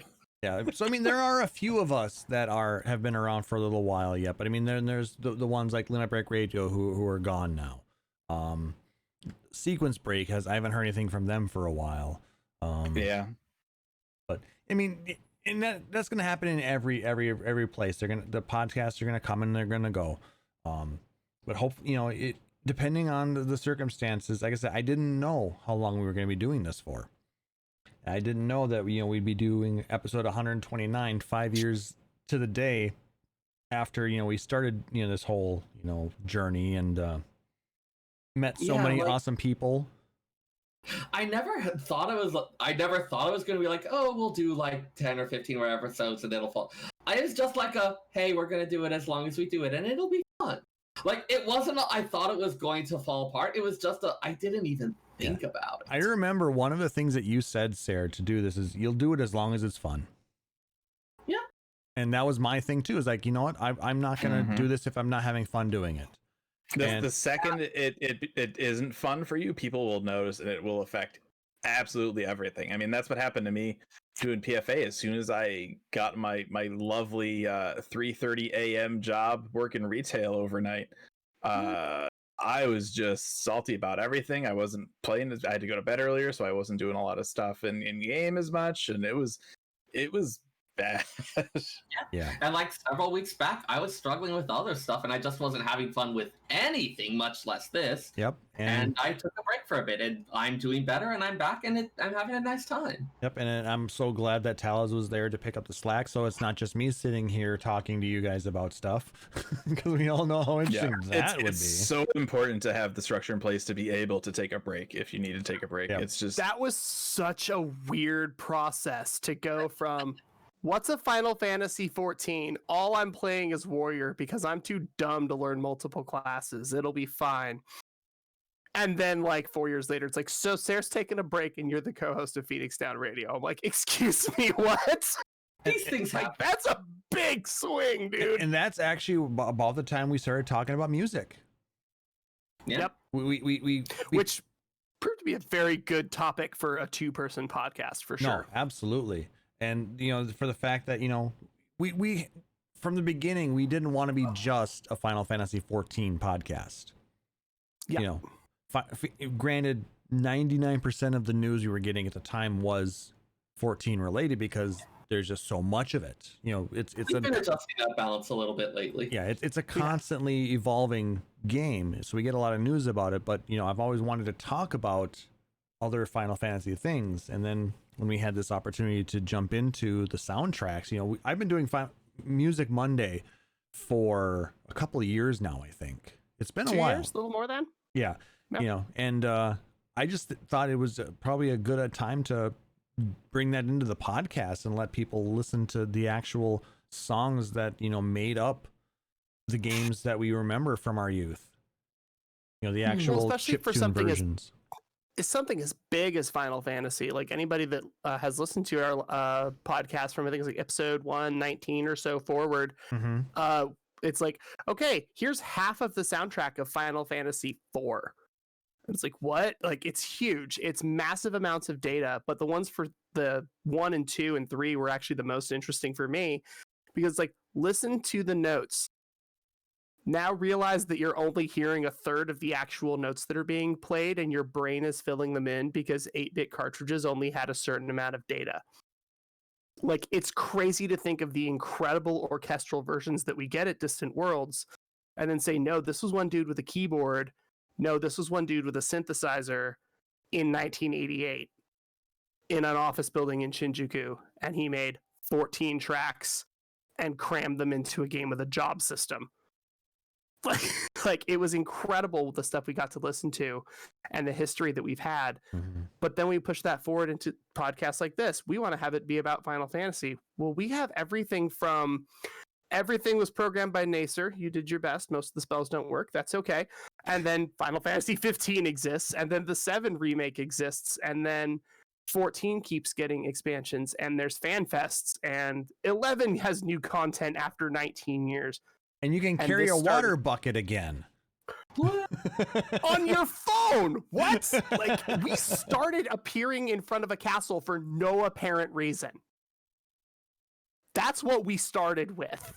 And now we're carrying buckets on your iPad, my phone, his Switch, and that dude's PS4.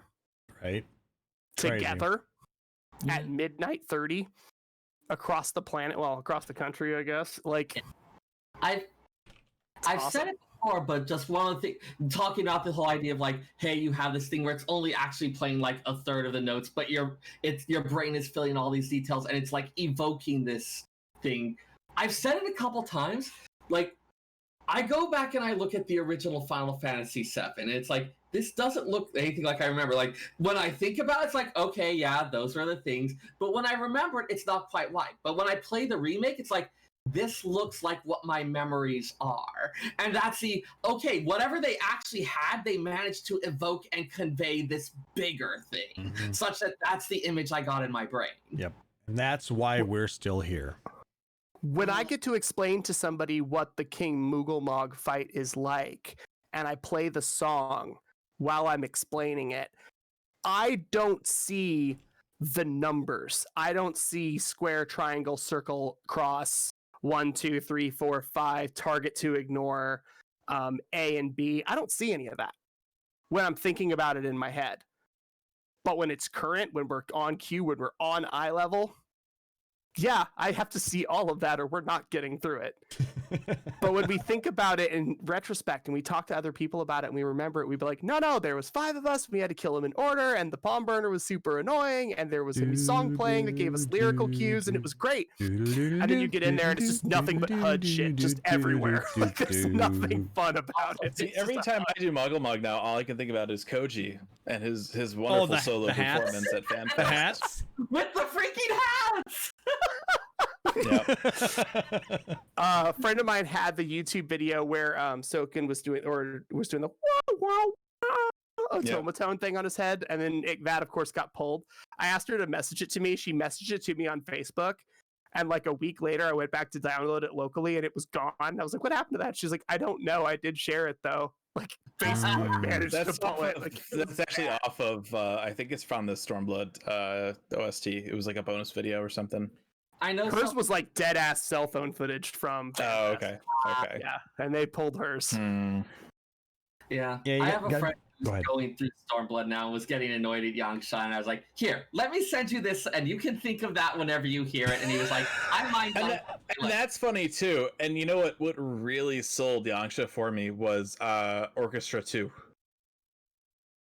Because Yangsha leads into Tsukiyomi's theme, and I never realized that the two were the same until I heard that, and I was just like yeah. So if good. You look at like the titles of the track, the Yangsha music, depending on night or day, is A Father's Pride or A Mother's Pride, and then Wayward Daughter. Yeah. Just the amount of thought that gets put into the music in this game and all the Final Fantasy games is just mind-blowing. They've come such a long way. I could still remember like the gosh, was it like either the 1.0 or like the launch ARR, like little mini albums they'd put on iTunes, and they had to like pull it and rename the files like 2 or 3 times because the names kept getting messed up. Yeah. And like back in the day it was Town 1.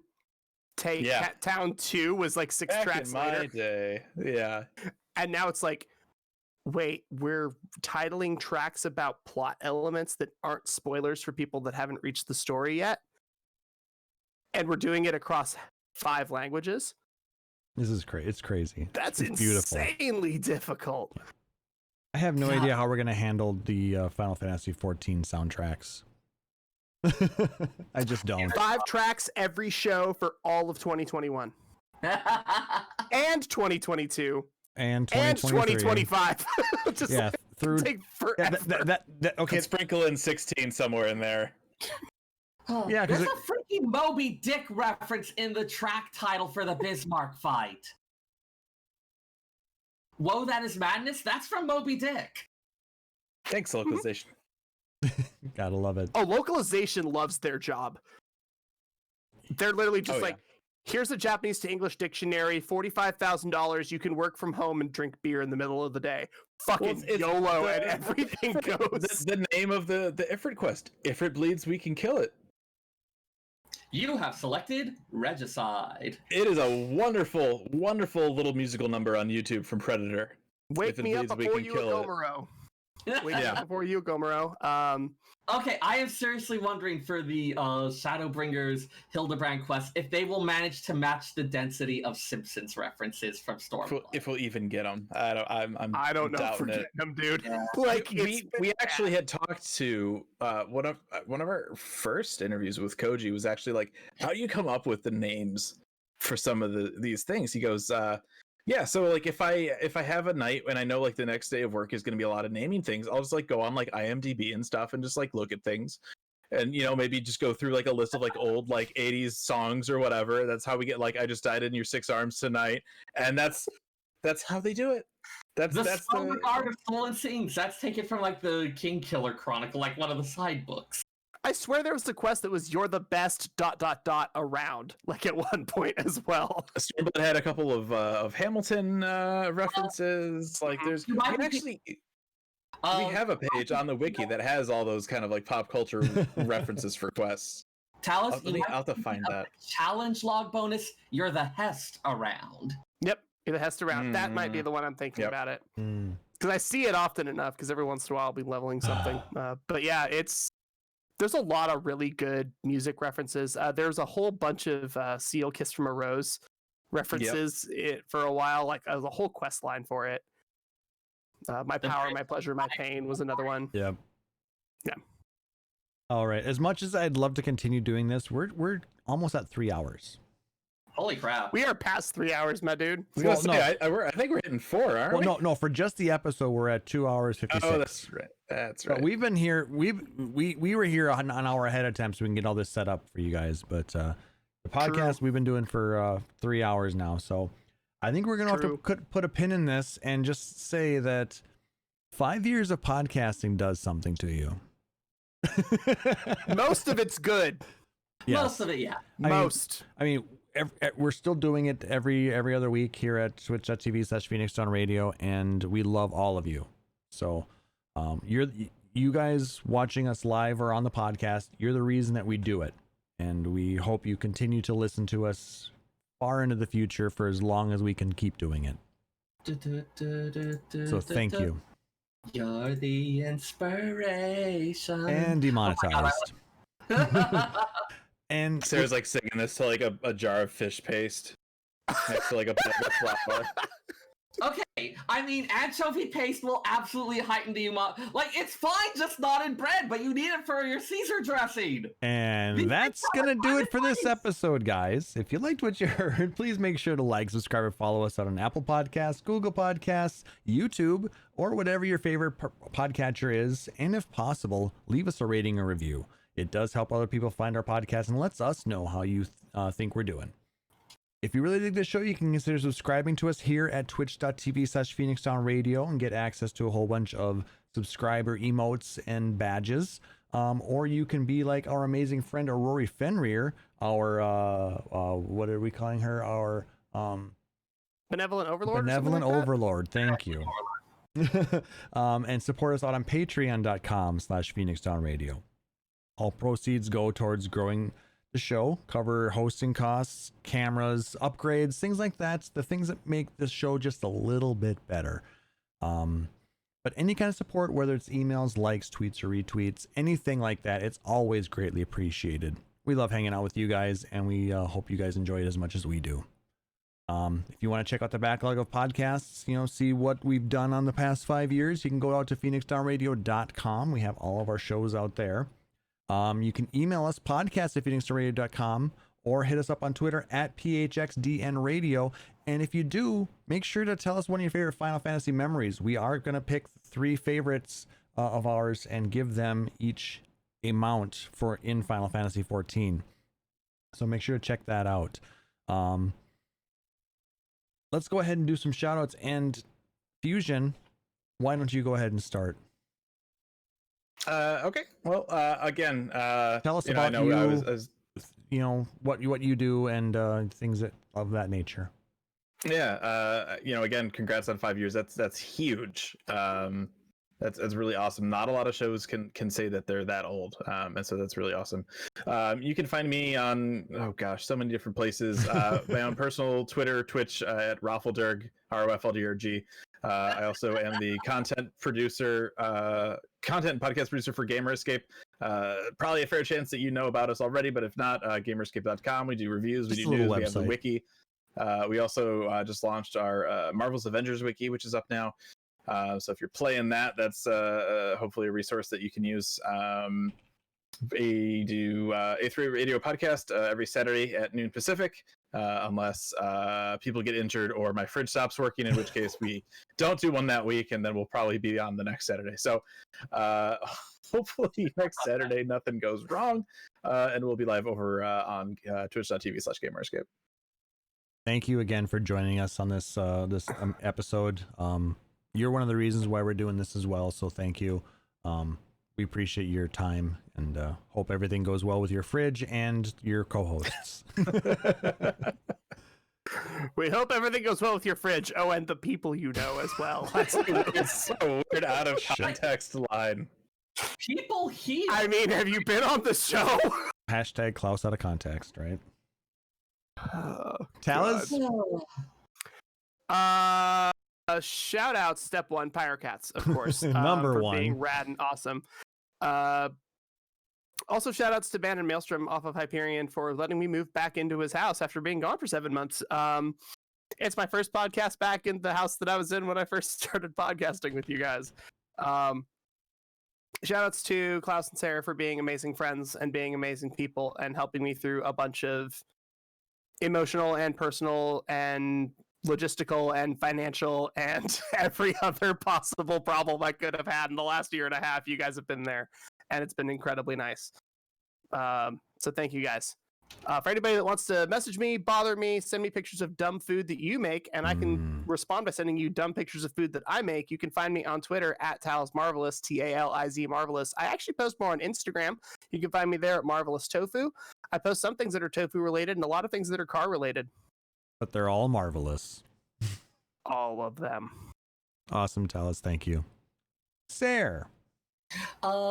So shout outs to, of course, my co-hosts. Like, you guys are the ones who keep making this really fun to do and keep me going, so love you very much. And our loyal listeners, you keep coming back, and I'm not 100% sure why, but we're just kind of going with it at this point. It's the dumpster fire that keeps going, so. Like an ever-burning trash fire. Yes.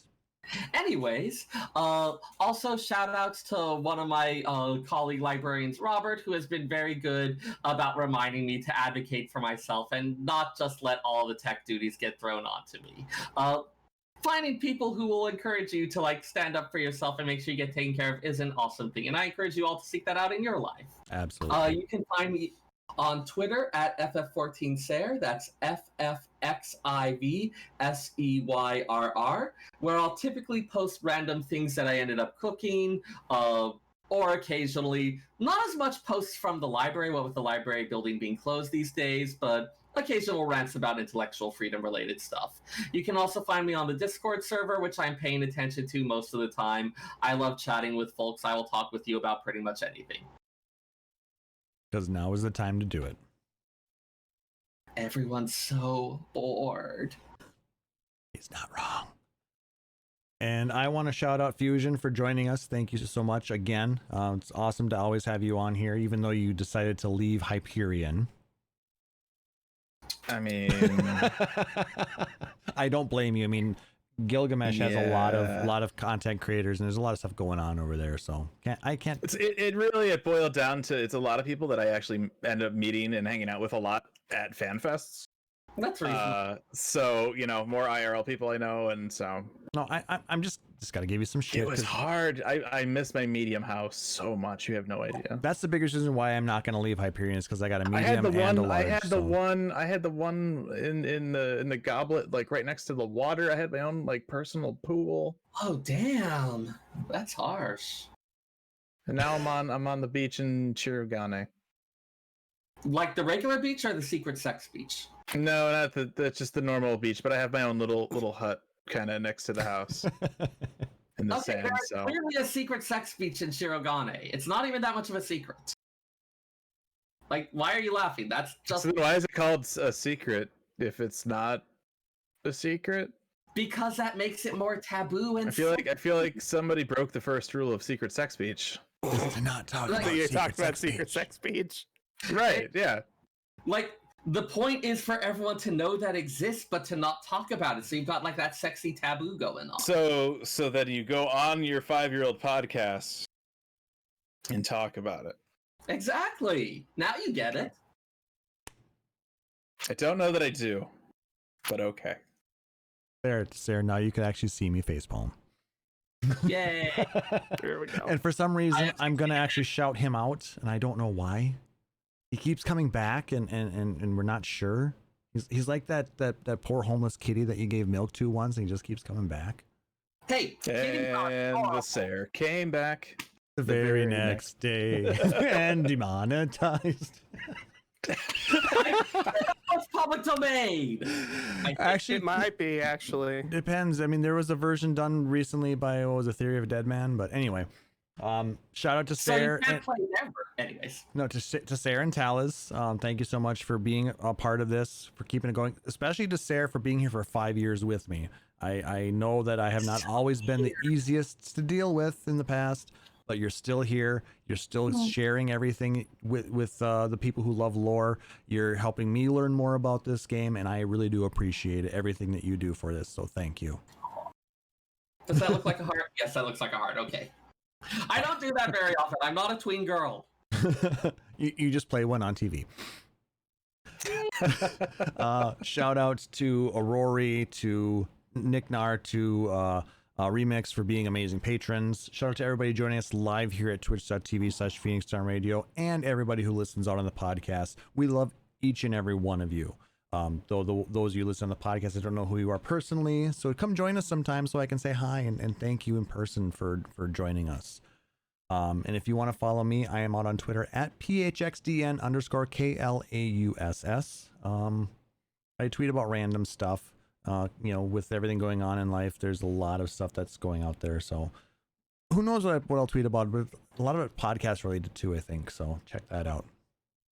So for our guest, FusionX, for our co-hosts, Sarah Timono and Talis Marvelous, I am Klaus Nightbringer, wishing everybody a wonderful evening. Here's to 5 more years or more. You guys have a wonderful evening. Take care. Phoenix Down Radio is a production of PhoenixDownRadio.com and Illusion Productions. Final Fantasy XIV and Eorzea are trademarks of Square Enix. In-game content for Phoenix Down Radio is the copyright of Square Enix. Open to music for Phoenix Down Radio is provided by Guilty Gear Rock You. Check out the Metal Chocobo theme cover and many other music videos at youtube.com/GuiltyGearRockYou. Closing music for this episode is provided by Guitar Wanker 90. Please check out their full version of Matoya's Cave and other rock video game covers at youtube.com/GuitarWanker 90. The views and opinions expressed in this episode are those of Phoenix Down Radio and its hosts and do not reflect the views of Square Enix.